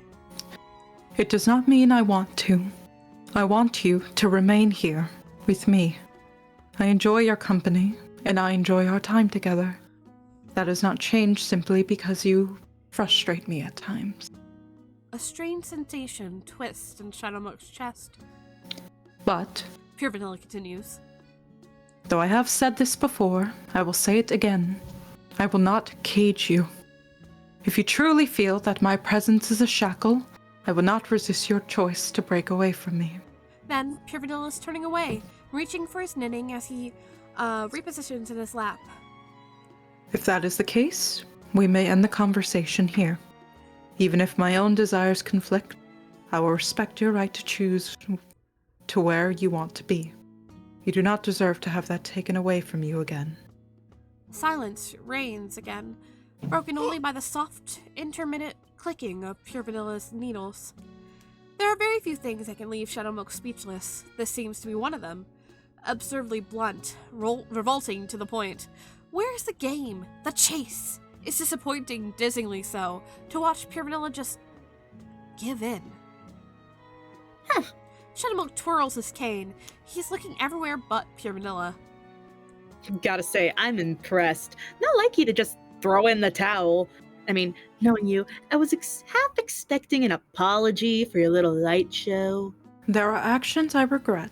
Pure Vanilla loops another thread through his needles. Things I think I would do differently, if given the chance. Would you like to hear them? Shadowmilk perks a curious brow, leaning in closer. Oh? The great Pure Vanilla Cookie admitting when he's wrong? Well, now you've gotten me curious. If I tell you, Pure Vanilla asks mildly. will you consider staying? A scoff. My, he really is bold today. Well, we'll just have to see, won't we? All right. The knitting is set back down, Pure Vanilla's gaze lifting again. I should have invited you to the markets. Ha! A well of triumph rises up in Shadowmilk's chest. He grins ear to ear. Aw, Nilly, I knew you'd come around. And here you working up such a fuss over a few little... No. Pure Vanilla corrects, a hint of sharpness creeping back into his tone. That is not what I mean. We will get to that later. Ugh, there's that later again. What I mean Pure Vanilla continues. is that I should have considered you more when making my plans for the day, and how you might perceive being excluded. What? Pure Vanilla, Shadowmilk drawls, flipping over in the air. Gonna give me some sob story now? Don't pretend you wanted me here. Lies aren't fun when they're that obvious. I didn't want you here. Pure Vanilla replies bluntly. Shadowmilk's eyes narrow again. Pure Vanilla merely sighs in response. I needed a day amongst the citizens. I've been neglecting them during our transitory period, and with you around, Another sigh, longer and tinged with the hint of a smile. Shadowmilk perks a brow. What? Go on. I'm radiant, dazzling, I'd upstage you at every turn. In a way, Pure Vanilla hums. you... Visible hesitation. You command a lot of my attention. If you would come, I knew my focus would be almost solely on you. I'd be thinking about your comfort, your interactions with the citizens, instead of the needs and wants I'd come to address in the first place. Shadowmilk's grip on his cane tightens. If I didn't know you knew better, He said, voice pitching low with dangerous intent. I'd almost think you were calling me needy. Pure Vanilla tilts his head, visibly considering. Let's call you... captivating. Shadowmilk averts his gaze, fighting the immediate urge to preen. You're not wrong. That being said, Pure Vanilla continues. I did not consider your feelings properly. I have been trying to make my home pleasing to you by limiting your interactions with other cookies while you adjusted, and offering games, as you said, as a distraction. A distraction I'd hoped you would enjoy, but a distraction nonetheless. A pause. I did not trust you to tell me what you needed, so I acted on my own presumptions. Well... Shadowmilk drawls. You know what they say about assuming. Indeed. Another pause. You were forcibly isolated from other cookies, from the entire world for a very long time. I should have given that more thought before dismissing my staff and excluding you from that choice. Shadowmilk's lips curl in a sneer, dark and ugly. My, how so very kind of you to be considerate of my precious, fragile feelings. He flicks his cane, the air around them instantly darkens, clouding out the slim rays of sun overhead. Pure Vanilla's gaze follows the movement. You seem to do this a lot when you're upset. Eyes on me. Shadowmilk snaps. Pure Vanilla's placid stare obediently slides back. Shadowmilk hisses, looming close. Do not need other cookies. I do not need your pity or oh so noble compassion or any other revolting self-indulgent tripe you come up with in that empty little head of yours. I am Shadowmilk Cookie, and anything I want I will take for myself, whether you or anybody else in my way likes it or not. You I are do my not pity you. playthings. I'm gonna kill you. You ruined Art's line! Shut. Kills you. I do not pity you. The reply is firm. There's no warmth, no waver in it as Pure Vanilla leans forward, narrowing the space between them. You have made your choices. He continues. You have hurt many, many cookies. You have hurt my people, my friends, and most of all, you have hurt me. Of all the things I feel for you, pity is not one of them. Shadowmilk's sneer deepens, something unnameable twists in his chest. On that topic, Pure Vanilla is rising to his feet, taking hold of his staff as he straightens his back. I should make one other thing clear as well. Oh? Shadowmilk queries, voice sickeningly sweet. Whatever could it be? You do not serve me, and I do not serve you. So, I will rectify my earlier commands concerning games and rules, and say this solely as a warning. Pure Vanilla closes his eyes briefly, touching the soul gem on his chest. If you bring harm to the cookies of this kingdom, or any I call friend, I will fight you. I have no desire to use my powers in this way, nor do I desire to strike you down. But I will not turn a blind eye, nor hold back if this is the path you choose to take. Sorry, I was like looking at my mic for a second. I'm like, am I echoing? I hope I'm not echoing. Pure vanilla No. will kill a man. Yeah. It's Shadowmonk's own soul gem pulses, a chilling numbness that quickly fades. He laughs, ignoring the sensation as his arms fold across his chest. Already forgetting things in your old age? If I crumble, you crumble. Any pain you inflict on me, you're getting right back. I've always been willing to lay down my life for my people. Pure Vanilla's gaze is steady, his tone absolute. This, too, has not changed.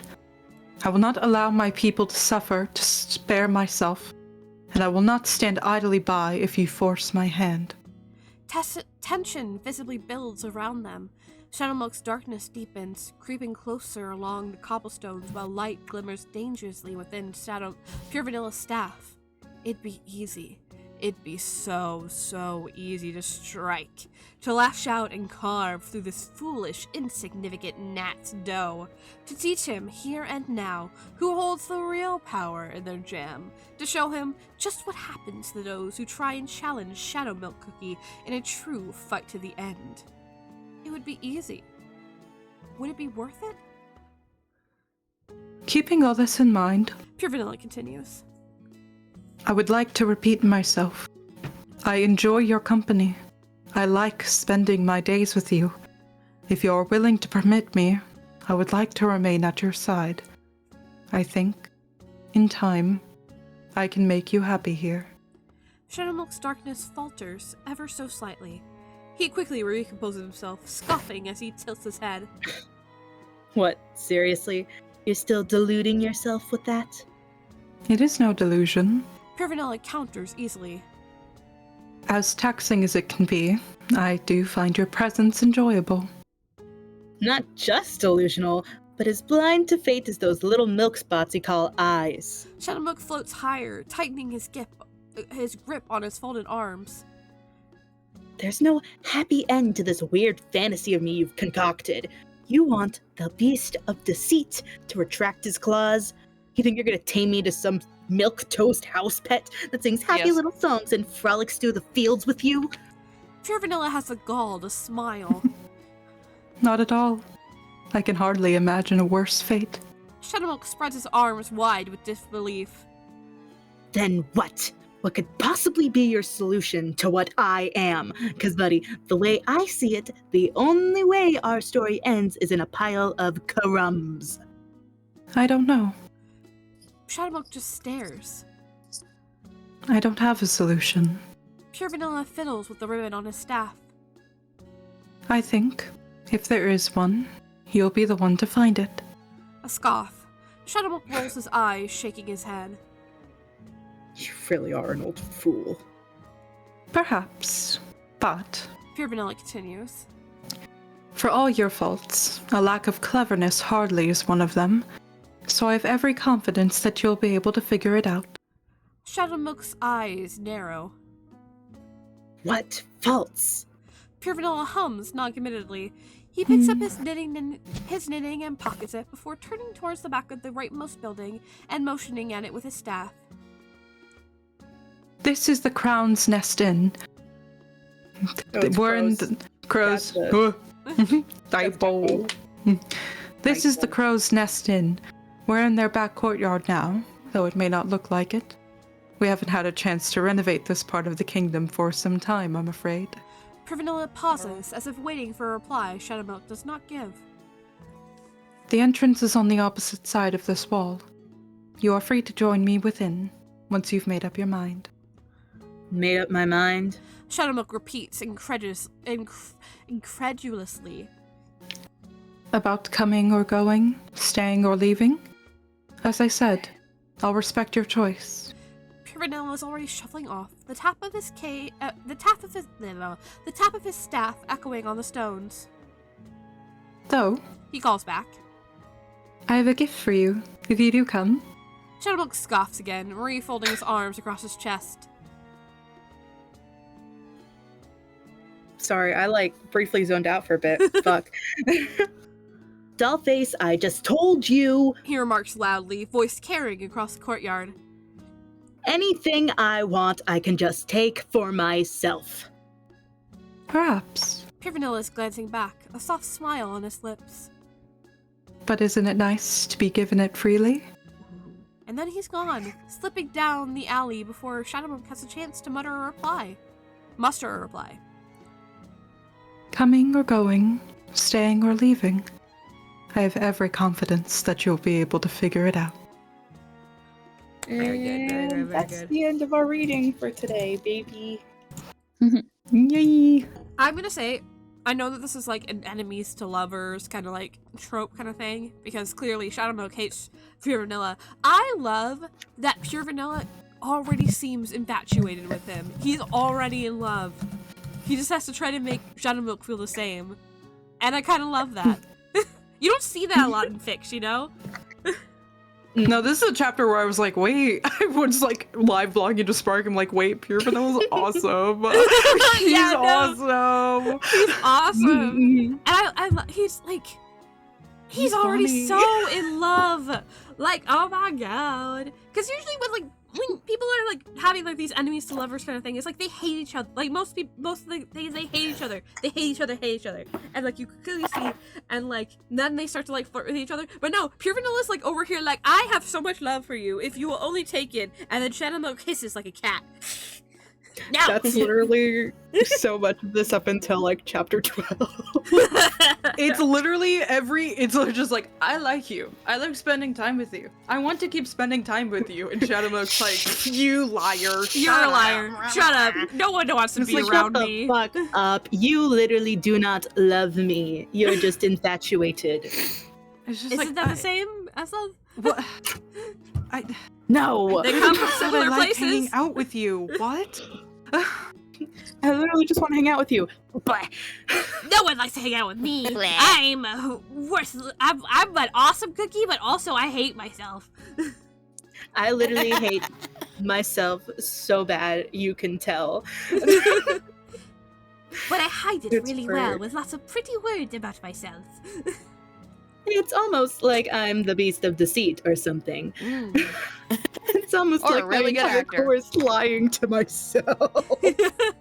Anyway, I really like it. I really like this dynamic. Because it also it feels so canon, you know, of like the end of their story where Pure Vanilla's like, come be my friend, and he's like, no.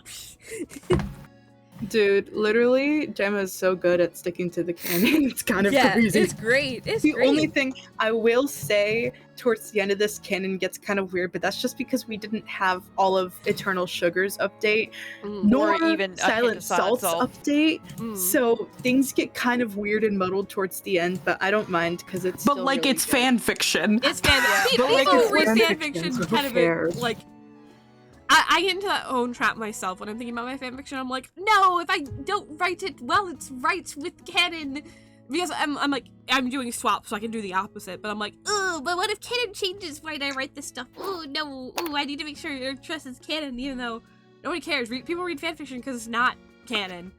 Yeah, Because no one we will don't ever have find this, nor will I allow anyone to. Unironically, I at one point was writing a fanfic based on Five Nights at Freddy's. Oh, yeah. But this was actively as the games were coming out, so you can imagine what that was like. I had no idea you Continuity. to find a Freddy fanfic. I thought you only wrote It Danny was Phantom like- ones. Well, It was Danny Phantom and Five Nights at Freddy's? it was a crossover. Fuck yeah. Hell yeah. actually. Fire. That's great. Literally fire, dude. Anyways, I hope you guys are having at least a little bit of I fun had a with lot of this. fun. Dude, I am. I was doing like this hand flicky thing whenever I was reading like the really pure Shadow Milk chapters. I was like flicking my hand and like doing a bunch of theatrical motions that no one can see. Dude, it's so fun. It really is. I hate that unironically I was doing that, but I was doing it with Turnabout Big Top.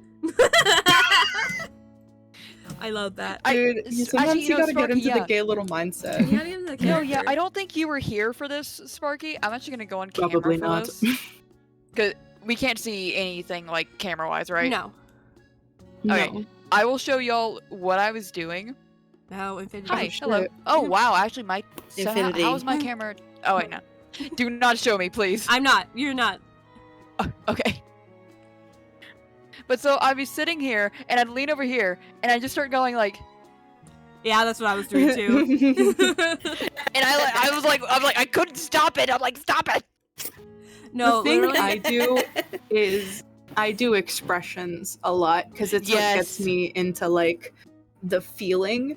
I don't do like physical body movement as much as I do expressions and like leaning in a little bit more, or leaning back a little bit I more. was doing a lot of, you know, kind of like, just like Rose conducting. It was really fun. Putt party. Oh, Phantom, did you just start Putt Party on accident or on No. purpose? It's up to you. It's up to you, somebody. Alrighty, well, we are gonna end this here for Anyways. tonight, for this week. Yeah. I hope everyone is staying warm. Good night, everyone. We will see you guys next week for probably more Ace Attorney, maybe more Jambound, and maybe more Choose Your Own Adventure. As you can see, we clearly like reading fanfiction. It's very fun. So, we will Excuse me. see you guys next week. Bye-bye. Bye.